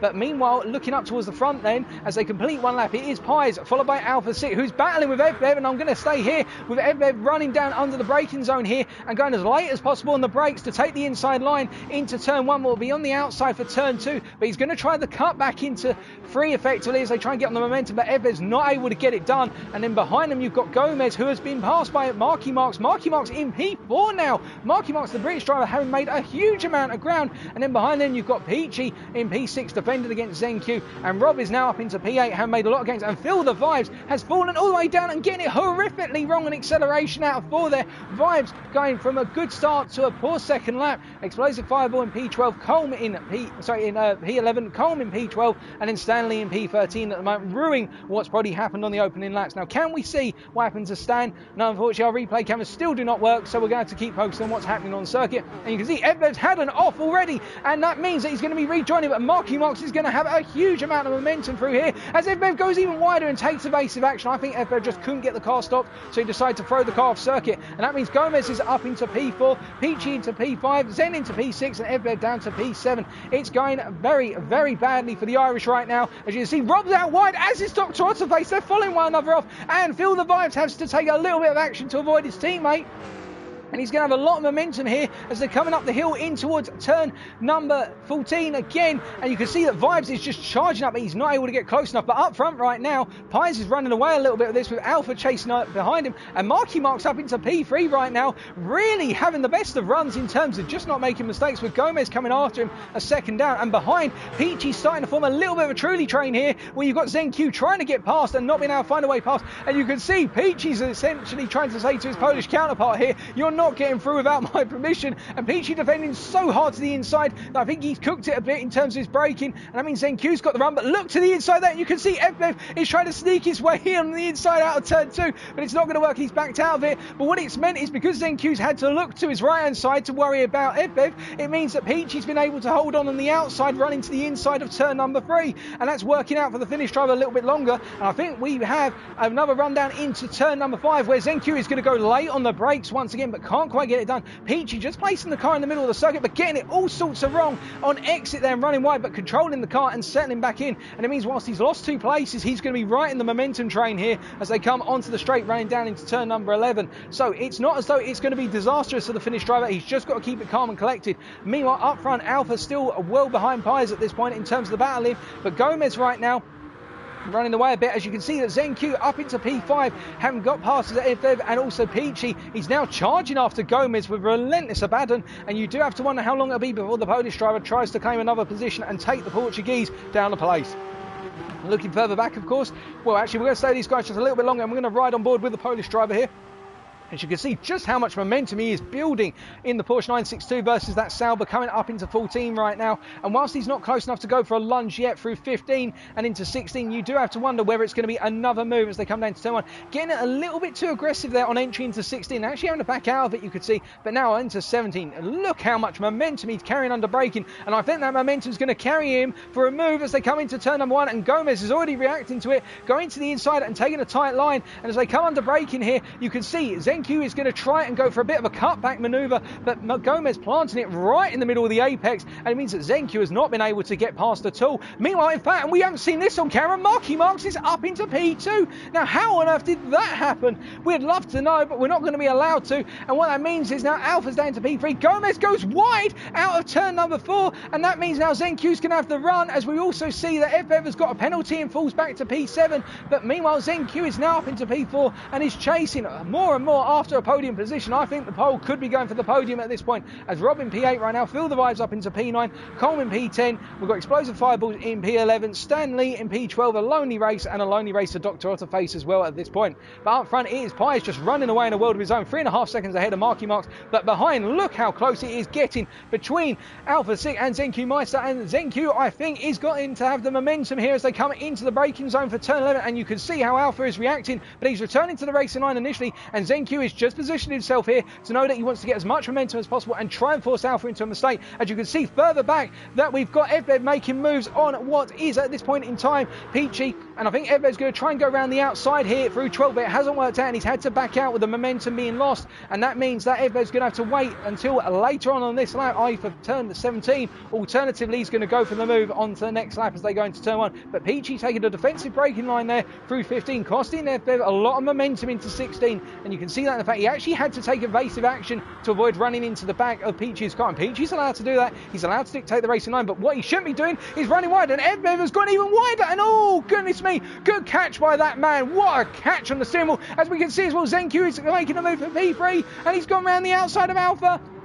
I think he's gone too deep on the brakes, and Alpha's coming back. He's cut back, and now Zenq's going to go for a very aggressive push on the inside into 3, but that means that Alpha's going to have the inside into 4. These two not wanting to give it up, and they've still got one more lap to go after this one, but Alpha has dropped down to P4, and Gomez is inching closer and closer, and I think from Gomez's perspective here, he's thinking, excellent boys, you keep on fine, I'll just tick up a place when you both take one another out. I don't mind at all, but Alpha right now had to relinquish the place, and behind him, he has got one very happy Portuguese driver who will want to carry the momentum forward and now go for the move up into what is probably going to be turn 11. But to be fair, if Alpha can nail 7, 8, 9 and 10, then this means it's going to be very difficult with the driver's hand similar machinery, and I think we're going to see a half-second penalty for Gomez as he cut 8 way too much, and Gomez is going to lose all that momentum as they come up towards 11. Now looking at the back of your picture, of course, we're going to skip over to Peachy and Evbev, who are going to gain quite a bit. Now will it be enough for these two to be able to go for a move as they come up into turn 11? No, but Gomez is going to be very slow if he doesn't nail his acceleration point coming out of 11, and you can see that already in the fact that Peachy is charging up the hill behind him,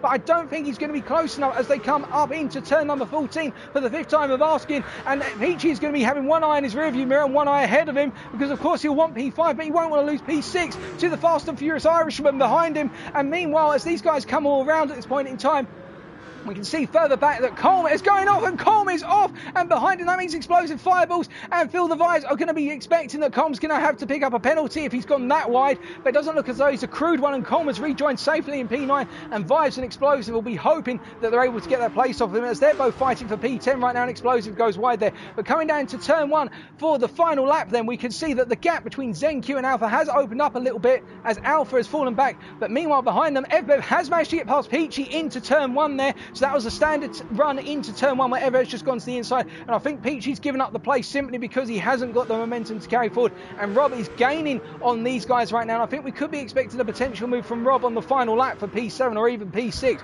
but we'll wait and find out as we look further back. And we can see that Vibes right now is still feeling a little bit pressure from Explosive, albeit Explosive didn't have a good run there, and Stanley's now battling. Stanley is battling with Explosive, and Stanley's going to go for the move to the inside, but Explosive covers it off immediately. 9, he's not going to let him through. But as we look further up the field here towards turn 7 now into 8, you can see that Evbev is all over the back of Gomez here, and as we ride on board with the Irish driver, I don't think he's going to have the momentum here. He's too far back unless this is going to be the lunge of the century, and Gomez defending to the inside initially, but you can see that Evbev's backed out of it because he knows he's not going to have the momentum, but he will go for the cutback here in terms of the momentum, and he has got the cutback, and now Gomez is struggling for power up the hill, and the Porsche 962's turbo kicks in as he goes up here through 4th gear, and I think it means that as they come up into 14, it's going to be Gomez on the outside as Evbev is going to lunge to the inside. He's looking for it, and he's gone late on the brakes, and he's got it. What a classic move from the Irishman here. But meanwhile up front, coming out of the final corner, we see that Pies 1123 is going to bring home the win in race number 2, and behind them we've got Marky Marks being chased furiously by the Polish driver Zenq Meister, and they're going to finish P2 and P3 respectively. Alpha 6, P4, Evbev finishing P5, having got the move done on Gomez P6, Robert in P7 and Peachy in P8, and then behind them all it's going to be in P9 the Irishman of Colm MD, and then in P10 bringing up our top 10 it'll be Phil the Vibes, followed by Stanley, and then Explosive Fireballs, and then last but not least of your finishing drivers, ladies and gentlemen, it will be the British driver in the Sauber Mercedes C9 of Dr. Otterface. So that is race number 2 complete, and congratulations to our winner, the Brit Pies 1123.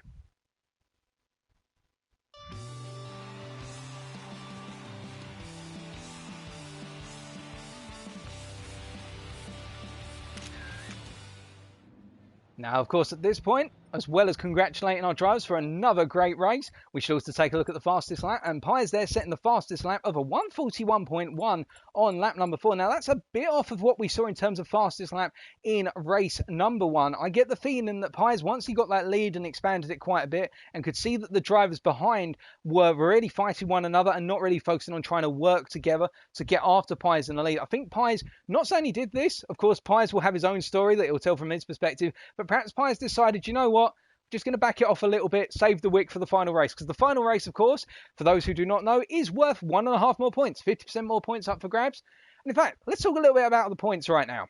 14 points for first place, 1 point for last place if there's 14 drivers. So, of course, 2 points for last place in this instance, with the fact we've only got 13 drivers. But what you can expect as a result is that if you win the final race, those 21 points are going to be invaluable in terms of the grand scheme of things. But all of our drivers right now all want to settle down and think, right, you know what?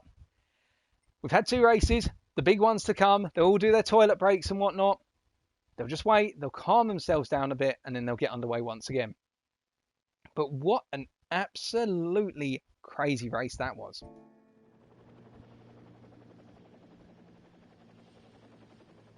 So we take a quick sip of water, of course.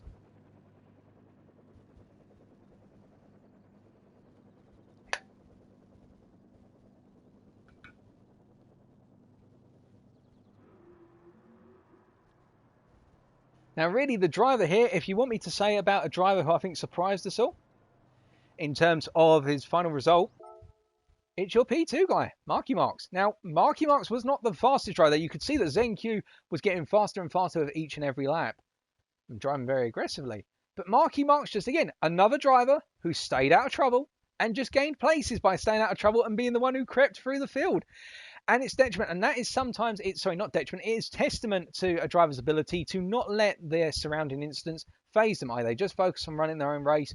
And, well, he's now on the front row for race number 3, and that's going to work out very well for Marky Marks, because even if ZenQ and Alpha get a good run into the first corner and perhaps overtake him, he'll still be thinking to himself that he's on for a good haul of points here. But that was absolutely crazy in terms of, well, the opening lap and then just everything afterwards. I mean, it's unpredictable who was going to be on the podium after Pies. And even then, Evbev seemingly having a good run. A number of our drivers having a good run, but Pies was the one who pulled off that race win.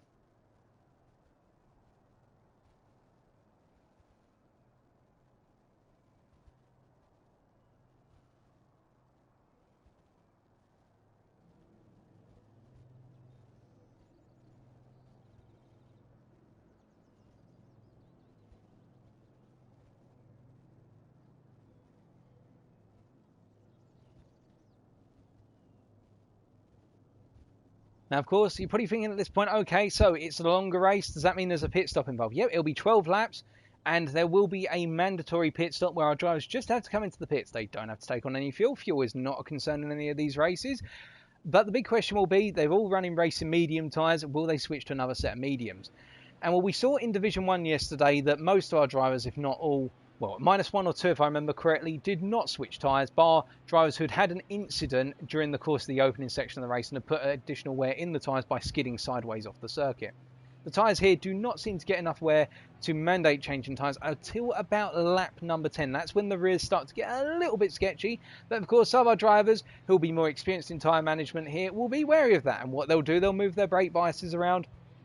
So they'll move the brake bias towards the front of the car, which will take a bit of the wear under braking off to the rears and move it to the front. But of course, the return of that will be that by moving the brake bias to the front, you'll find that through the corners, particularly under braking, that the front brakes do more work, and that means the front of the car dictates what the car's going to do a little bit more, and the car will have a greater tendency to understeer upon entry. So the rear of the car is not going to be as loose by comparison if you put it toward the brake balance towards the rear of the car. So that's things that our drivers will be aware of. Some of our drivers may make some very quick changes to their tuning, alternatively, to compensate for that if they plan to change their brake bias. So there's things you can do to work around it. Alternatively, what some drivers may do is decide to actually lift before they go into a corner, approximately 25 to 50 metres before their standard braking point. And the reason for that, if you're wondering, is just so they cut a little bit of speed out of the car, and that will in turn mean they can be a bit lighter on the brakes going into the corner. But if they're behind a driver and in that slipstream zone, they'll be doing that naturally anyway because they won't want to run into the back of the driver. So doing that and tying that in with a bit of lighter braking can also help out.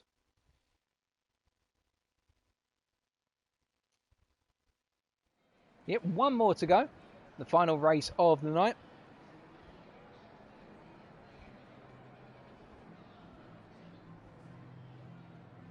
It's been phenomenal racing so far, and I think really the talking point of the races so far has been the surprise performances by some of our drivers further down the field, such as Picciola in race number 1, creeping all the way up into P5, and Marky Marks coming home in P2. Of course, that's not to take away from our race winners, but those have been the little surprises. But there's so many things to talk about these races, and be sure to let me know in the chat of this live stream what your favourite moment has been in these races so far, or set of moments, if you will. Or if you haven't had any favourites, well, just say bar humbug.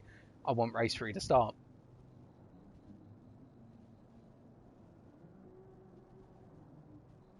And we're just going to flick over to our spectator cams because I get the feeling that the final race is going to be underway very shortly.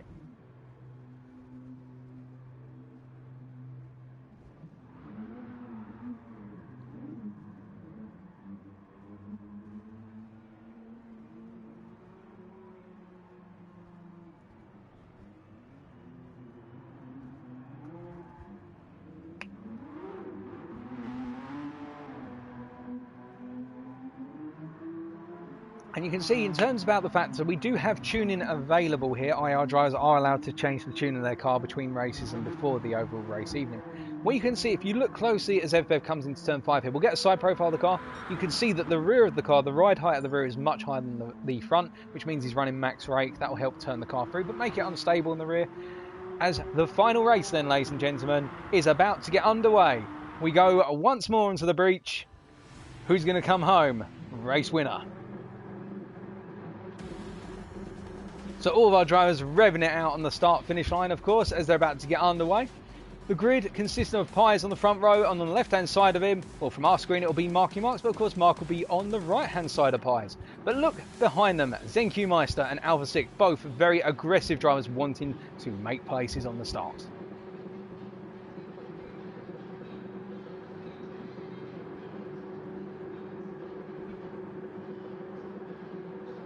And it's lights out and away they go. And Pies having a reasonable start, but you can see behind the pair of them, Alpha having a really good start as is tradition, but ZenQ going to the inside immediately, and we're getting quite the concertina effect into turn 1 this time under braking, but it looks like they've all made it through relatively safely. But Marky Marks is losing out as Pies is right in the middle of a freeway battle, and ZenQ is into the wall immediately. That's a disaster for the Polish driver as Alpha Sick moves up into P2, and behind them it looks as though Gomez is making the run for P5 right now, defending very tight to the inside on turn number 4, and we've got EvBev and Rob making their way past the Portuguese driver, and they're all charging up towards turn number 5. I think it's going to be 3 or 4 wide. Oh goodness me, and who is that? I think that's Colm going off the circuit there, and yeah, it is Colm going out indeed, as we've got 4 wide, 5 wide coming out of turn 5 and up into turn 6. Come on lads, one at a time here. It's not a flipping brawl, it's a supermarket queue. Get into the line and get through the corners. We've got 2 wide in the form of Dr. Otterface, who has been passed by what looks to be explosive fireballs, and then on his left hand side he's got Peachy behind him, he's got Colm, and I think Peachy is going to want to try and get past as soon as possible as they're all charging down here. But up front meanwhile we've got EvBev, who is charging after Marky Marks. Marky Marks trying to get very close to the back of Alpha, who's up into P2, but you can see that as we look to the rear of your picture. Feel the Vibes coming up the hill now. Feel the Vibes making another great gain on the start, and Gomez really dropping down the order after what has been the opening half of the first lap, and Gomez not having a good run here as they come up into turn 14, and you can see Gomez looking to the inside, and Vibes has got very deep on the brakes, perhaps expecting Gomez to go for a move there and being a bit compliant, and Stan Lee is already up into P8 and charging after these two as they're going to go side by side into turn number 17, but Vibes has been pushed out a little bit, so after one lap it is Pies breaking away from the field, followed by Alpha Sick, followed by Marky Marks, followed by EvBev, followed by Robert D'Amirio, and then we've got behind them Gomez, then we've got Feel the Vibes, then we've got Stan Lee, then Explosive Fireballs, then Dr. Otterface to make your top 10, and then we've got Colm MD, and then Pete Yerla, and then ZenQ Meister. All of our drivers being within 8.7 seconds from back to front, and as Pies comes through turn number 3, you can see that behind him Alpha is getting closer and closer. In fact, Marky Marks is not falling off either, but Marky is having to defend against EvBev. Now Marky will probably be cursing things here because he'll want EvBev to calm it down, so that way these two can just simply chase after Alpha and Pies, because Alpha is going to pull them up to the back of Pies if they keep it together. Or will Marky Marks think about just letting EvBev go here as FBev looks to the inside and actually gets a better braking retention there and actually getting the better turning motion through turn 5, but it's not enough as they come up into turn 6, and they're going to be traffic light order there as they come through the series of corners. Stanley now up into P7. He's managed to get past Feel the Vibes under braking into turn 5, we're hearing, and Dr. Otterface now behind his teammate in P9, hoping to get past in the near future. But meanwhile, we look back up front and we can see that it's going to be side by side as they come down into what is turn, well, I think FBev's had a penalty there because he's dropped back, and Robert D'Amico is coming up on the inside into turn number 11. And Rob just having a gentle nudge there to the rear side panel of Marky Marks. No blame, no gain there. But FBev has just picked up a 1 second penalty. That is tragic for the Irishman there. And I think that is for cutting across the apex of turn 11. That's near impossible to do, pick up a 1 second penalty for turn 11. But the Irishman has achieved it. And now he's going to have to burn that as they come around to complete lap number 2. And up front, you can see that Alpha is getting closer and closer to the back of Pies. And Stan is getting closer to the back of Gomez in the battle for P6. And Vibes right now, feeling the pressure from his teammate here and not really being able to do anything about it right now in terms of pulling away. But there is a sizable gap to ZQ Meister, who's all the way back in P10 as FBev is into the pits to get rid of that penalty effectively and also simply get the pit stop out of the way. And we've also got some other drivers further back as ZQ Meister has hit the wall somewhere coming out the final corner. That is a disaster, and Explosive Fireballs is into the pit.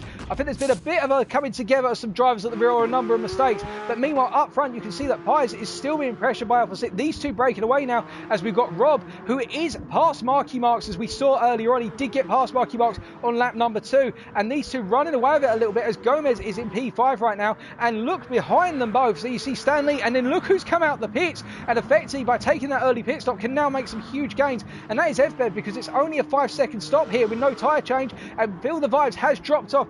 Dr. Otterface has been able to get past Feel the Vibes as Vibes went very wide out of turn 5 there, and what it means now essentially for FBev, he's just got to simply go for it. And I think some of our leaders may be alert to the fact that FBev has taken a very early pit stop, and this is a huge flip in terms of the strategy here as FBev is going to get the double toe down into turn 11, and you can see that Gomez has gone defensively here, and FBev will want to carry a huge amount of momentum as he swings out of 11. He's going to go as wide as possible, and already Stan feels as though he wants to go for a move, but FBev's going to say, hold on Stan, I'm going to have this one, thank you very much. As Stan, it's forced wide there in terms of he's got to give up the position on the wide side, but he gains it under momentum, and now under braking, FBev is going to go for a double. He's getting a 2-for-1 special as they go into sector 4.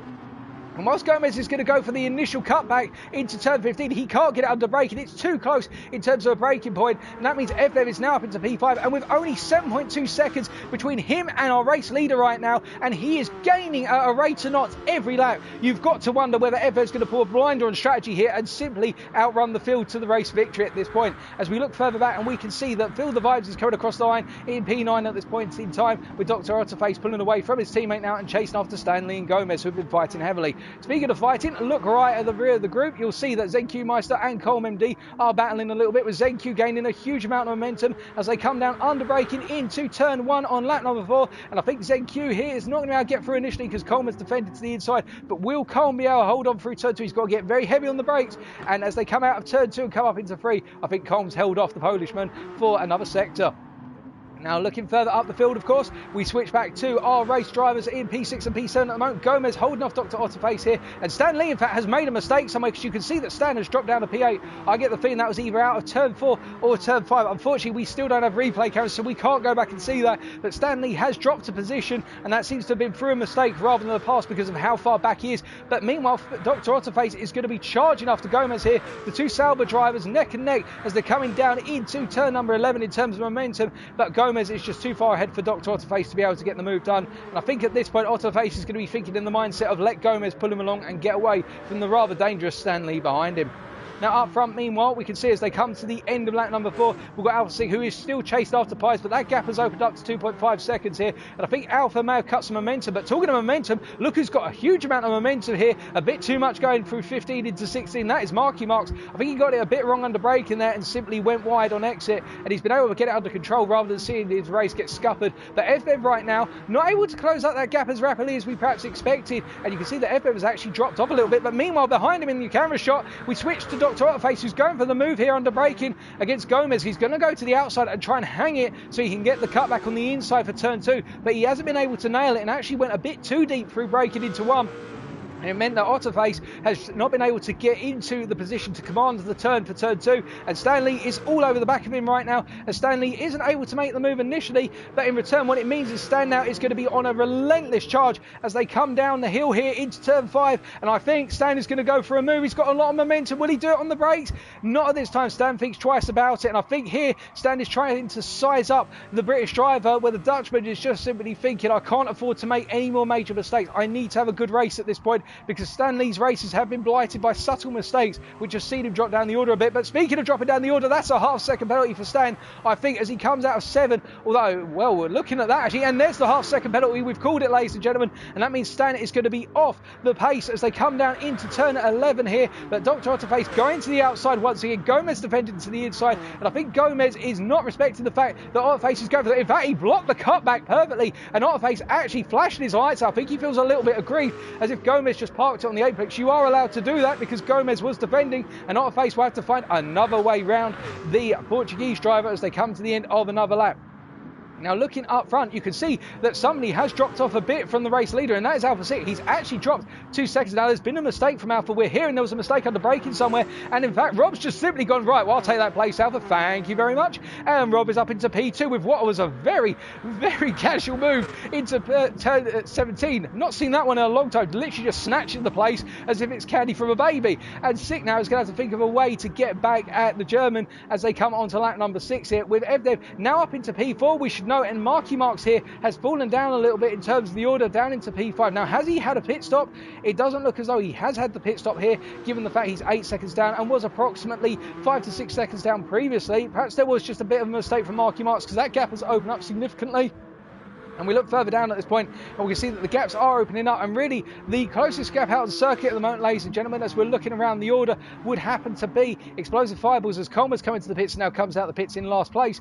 We've got ZenQ Meister going for a move here, and I think ZenQ is going to potentially get the move as they're coming down into turn 5 for lap number 6, and I think ZenQ is going to be forced to the outside. But now, will he do it around the outside on braking, or will he go for the cutback, taking an earlier apex than the Brit? And he goes to that earlier apex. Standard move when you want to go for the cutback, well placed by ZenQ. Now, will Explosive have the return shot here? We'll wait to find out, and he's going to go for the lunge here, and ZenQ is able to cut him off. But meanwhile, we look further up the field, and we've got a three-way fight coming down into turn 11 once again, and it's Gomez defending from Otterface and Stanley. I think these three are literally going to be bound nose to tail for the rest of the race. Otterface trying to go around the outside for 12 to get the inside to 13, and he just hasn't quite got enough momentum, but he's sizing it up. You can see that Otterface is evaluating his opponent, and speaking about opponent evaluations, look at EV-Dev. He has got all the way up into P3 already, and he's 6.7 seconds now off our race leader, and EV-Dev is the fear factor here. And surely Pies has got to think about reacting to this, or perhaps he's just counting the gap, as we see Rob and Alpha both pit. So EV-Dev has been the one to gain the most in terms of pitting so early, as Gomez, Marky Marks and Rob all pit, and they'll be coming out P3, P4 and P5 respectively. In fact, not Gomez, sorry, Alpha there. Gomez coming out in P6, Stanley in P7 and Otterface in P8. And I think Otterface has put on a new set of tyres in the fact that he's dropped out. He's put a new set of tyres on. That's why he's dropped back so much from Stanley and Gomez. To explain that to you, ladies and gentlemen, that's an extra 3 seconds on top of his standard pit stop. Peachy is already in P9 and quite far back. But meanwhile, up front right now, the big question is then, will EV-Dev be able to close down that gap of 7.6 seconds? There's a little bit of a latency spike there, and I think EV-Dev's car is literally sliding all over the circuit at this point, at least on our screen here. But I can assure you the Irishman is not drunk. That's just simply latency, as he is lagging quite a bit. So we're going to hop away there for the time being and keep an eye on our timing screens, as Rob at this point in P3 right now is having to hold off the charging British driver behind him. But EV-Dev has called a surprise here, and it's all down to whether EV-Dev can close up on Pies over the next couple of laps before Pies makes his pit stop. Meanwhile, behind these guys, you can see that Marky Marks is head of the train for P5 right now. These guys battling for their final position, as Stanley is getting closer to Gosa, and Gomez has actually dropped down to P7 after the pit stops, and I think a little bit of a mistake somewhere along the way, as Stanley up into P6 right now, chasing after these two. And I think Gomez at this point will be wanting to use Stanley as a pace car to pull him along into the battle with Marky Marks here, because Stanley has got a relentless amount of pace and at his disposal here. It's just simply getting it applied to the circuit. And we can see that Alpha is still behind Rob D'Amico as they're coming through the final set of corners to complete lap number 7, and Pies still has not pitted. But in terms of that gap now, as we come around to complete another lap, you can see that EV-Dev is still 8 seconds down on our race leader. So Pies is controlling the pace at this point in time and not letting the run of the of the Irish driver effectiveness. Gomez comes into the pits. Now, this is a bit of a sudden pit stop, and Gomez is going to drop all the way down the order there, so that's a surprise. We thought Gomez had already pitted. Well, we were wrong by looks, because he takes a change of tyres, and that means Gomez is all the way down in P8, and he's got a lot of work to do to get back into that top 5. Meanwhile, speaking of your top 5, you've still got Marky Marks being chased by Stan Lee at this point in time. And Stan Lee not getting close enough at this point. I think at the moment Stan Lee is just having a bit of difficulty running in that dirty air and getting close enough to attack the British driver here. Both drivers using the same machine, of course, the Porsche 962. But Stan has been the faster driver all race event. Marky Marks has been the more consistent driver. And I think Marky is relying on his consistency to hold true throughout the rest of the race distance, as our field has spread out a little bit now with a third of the race to go. But you can see Stan Lee is all over that, and Stan almost going for the move there, coming out of 8, but he had to back out of it. That would have been disastrous for the two drivers. But Stan has got the charge here, and I think Stan is going to go for the move. Now, will Marky defend this, or will he just accept the fact that he's got a faster driver behind him and he's going to let Stan go to the inside? Well, it doesn't look as though Stan was actually close enough to go for the move there. I think Stan having to back out on the exit of turn 8 there cost him the momentum he needed in order to go for a move. And meanwhile, Rob is being attacked relentlessly by Alpha Sig as they're coming out of 14, and as they charge up into 14, I should say, not they come out of 13 into 14, and Alpha Sig is charging all over the back of Rob, and this is literally a bad rash gone too far. As you can see that Rob right now is trying to run away, but the Mercedes Sauber driver is having none of it, and look how much he's gaining under braking. Rob's braking is so heavy by comparison, and the more gradual braking of the Mercedes behind him. And we're going to ride looking back from Rob for a little bit of lap number 9 here, as they come along, and Stan Lee into the pits now. So Stan actually pitting. We didn't realise that. I thought Stan had also pitted. My apologies, but he's dropped down to what is going to be approximately P8. But look at how the Mercedes Sauber driver is getting closer and closer here as they're coming towards the end of Sector 1. And I think it's going to be only a matter of time. But speaking of a matter of time here, we're going to switch away from these guys very briefly, and we're going to switch over to Dr. Otterface, who's got Gomez all over the back of him. I don't think Gomez is close enough for a move right now, but Otterface has gained. And Rob defending initially going into turn 5, but Alpha looking to make a move here. Alpha's just looking to bulldoze his way through if he needs to on the inside, and perhaps thinking to himself, Rob, you don't need to defend that hard, surely I'm not that much of a threat. Well, actually, you know, if you stay out my way, I'll just get through. And Rob here is having to think more about the driver behind him than the driver ahead of him, as the gap between these two and Esbev in P2 has opened up to 5 seconds, and it's 13 seconds now to our race leader from P3. And looking further back as the gap opens up, you can see that Gomez is being hounded by Stan, and Gomez has gone wide out of 8, and that means that Stan Lee is going to have the momentum here, and I think Stan will have it done as they come down to the breaking point for turn 11 here. I don't think we're going to see any late moves going into turn 11. Gomez is far too far back, and he hasn't got that momentum. Although Stan has cooked it a little bit on the brakes there, he did not get a perfect apex, and Gomez will be able to abuse that as that gap is now down to 2 tenths, and it will close. But look how much momentum Stan is carrying with the turbo of that Porsche as they come up into turn 14. And unless Gomez goes for a late move under braking, it's not going to happen as Pies comes into the pits. And meanwhile, in the battle for P3, we can see that Rob is still holding, albeit that gap is 3.5 tenths right now, and it keeps varying. So we've got a number of battles to watch out for, but you can see that Pies has already rejoined and is already up into turn 2, whereas Edbev has just gone into turn 1. And we're not ignoring our race leaders, folks, but there's so much happening behind right now that we're going to stay with Rob and company, and also have a very quick flick back to Stanley and Gomez. That gap has opened up a bit, so really our closest two drivers out on track are Alpha Sig and Rob D'Amico in the battle for the final step of the podium.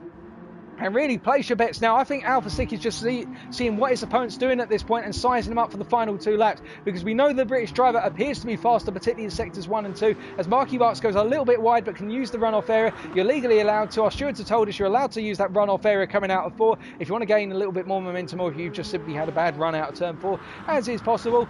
But as they come out of the turn 5, you can see that Marky Marks then not using the full width of the corner. I think Marky here is actually calming it down a little bit. I think he's settled for P5 and just wants to run a very settled pace for the rest of this race, because Marky Marks, if he can bring home this P5, will be really pleased with him. So he's had a solid set of results tonight, and a set of results which I think will set him up nicely for the rest of this season. As Stanley now is getting closer and closer to the back of Dr. Otterface as they're coming down towards Big Banky Boy, and I think Stan's going to be sizing up a move here. He's going to get late on the brakes. No, not quite. He's just not close enough here.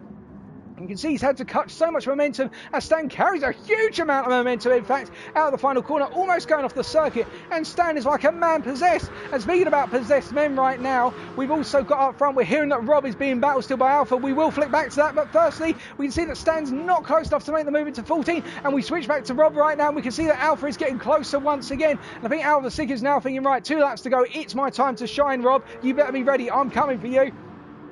But these two really have been tooth and nail and hammer all the way through, and it's just not materialising for Alpha at this point in time as they come down into turn one once again, and they're just not close enough at this point for Alpha to make that lunge. Meanwhile, speaking of lunges, will Stan go for the lunge on Gomez? Yeah, he's got the move done by looks. Well, in fact, my apologies.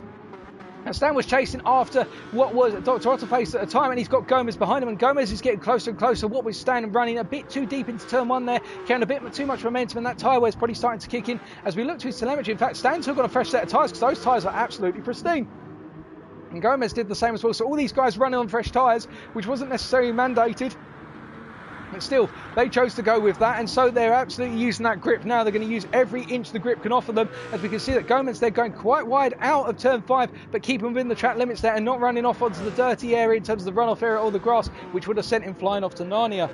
But it's absolutely crazy as we look back right now and we can see that Rob has actually pulled quite the gap on Alpha City, and I think Alpha's charge is starting to lose a little bit of momentum. Meanwhile, behind them, you can see on another lap, Marky Marks is gradually being reeled in by Dr. Otterface, and Stanley goes onto the grass. He puts his rear left wheel and he just composes it there. Stan is giving every inch of the road absolute punishment here in order to try and get past Dr. Otterface, but Otterface is using the slipstream of Marky Marks down the straights to pull him away from Stanley or keep him in the position to stay away from Stanley. As under braking, you can see Otterface is getting closer and closer to Marky Marks, and there's going to be a little bit of a train as they're coming into turn 15 and into 16, and Stan's gone for it and he's got the play. Stan going for the ultimate lunge into 15. You love to see it. You never normally see it unless they're absolutely close, and Otterface just lost so much momentum coming out of 14, running so close to the back of Marky Marks that Stanley was able to capitalise. I think that's the move of the night, ladies and gentlemen. As we can see, Rob is now, as they come to the final lap, he's 8 tenths ahead of Alpha, and I think Alpha has given up the charge here, although we will keep our eyes on it. But meanwhile, further back, we can see that Marky Marks is the driver who's got to hold on. And speaking of holding on, Stanley is on the inside going into 3. He's being attacked by Otterface.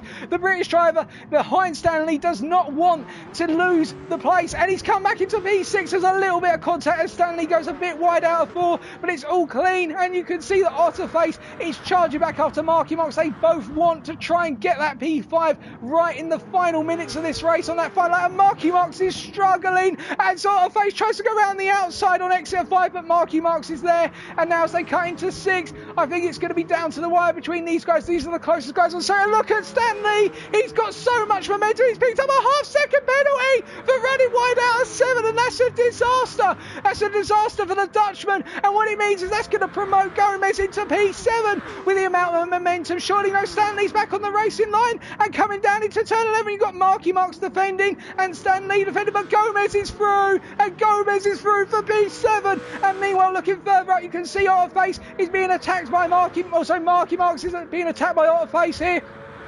And we will switch over to our race winner very shortly. But coming into turn 14, nothing's happening. Across the line comes Pies to win race number 3, and behind him will be FBiv to pick up that second place, wondering what if.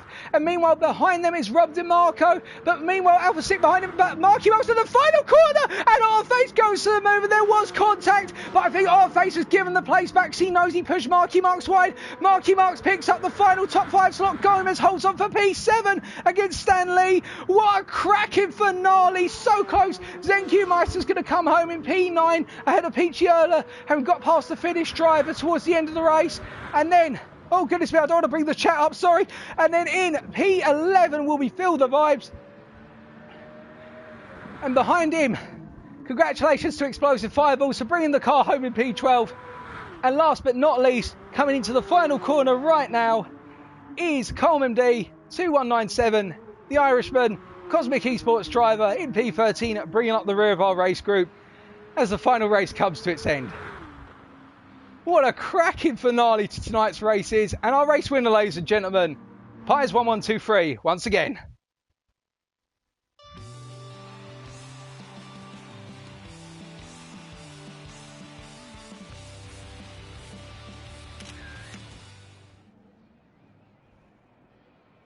What a finale, ladies and gentlemen. But here's your final standings. Your final standings. Pies bringing home the win. The fastest driver in terms of fastest lap, that went to ZQ Meister, who finished P9 with that 140.0. And a big shout out to Dr. Otterface. He went for the move into the final corner. He sent Marky Marks wide with a bit of contact. He just carried too much momentum in, and he gave the place back just with the right amount of lifting to make sure he didn't lose P6. So that's great sportsmanship from the British driver. And Marky Marks for holding on to P5 for so long. I think Alpha 6 is going to be kicking himself a little bit for not finishing on the podium in this one. He had the pace to do so. FBev also pulled a strategic masterclass in coming home P2 and started towards the back of the field as well by comparison with our race winner. But what a finale. Oh, goodness me. And if that's EU Division 2, well, it was phenomenal. Now, congratulations to all of our drivers, of course. I will be honest with you, ladies and gentlemen, we will not be doing King of the Karts. Well, I'll not be taking part of King of the Karts tonight, as unfortunately, I need to jump off now to practice for another race series, which is later this weekend. But what I will say is this. Thank you very much for tuning in tonight. I hope you all come back for tomorrow night's EU Division 3 to support the slowest of our divisions technically in terms of time trial pace, but you never know what could surprise us in EU Division 3. And what I will promise you is this, I'll be taking part in King of the Karts in tomorrow night's EU Division 3. So with that, I'm going to go do some practice of my own, but thank you for tuning in. And as always, if you did enjoy it and you're not subscribed to the Twitch channel, be sure to subscribe. And until tomorrow night, same time, 7:30 Greenwich Mean Time in the evening, stay safe, stay well, stay smiling, and stay awesome, ladies and gentlemen. All the best.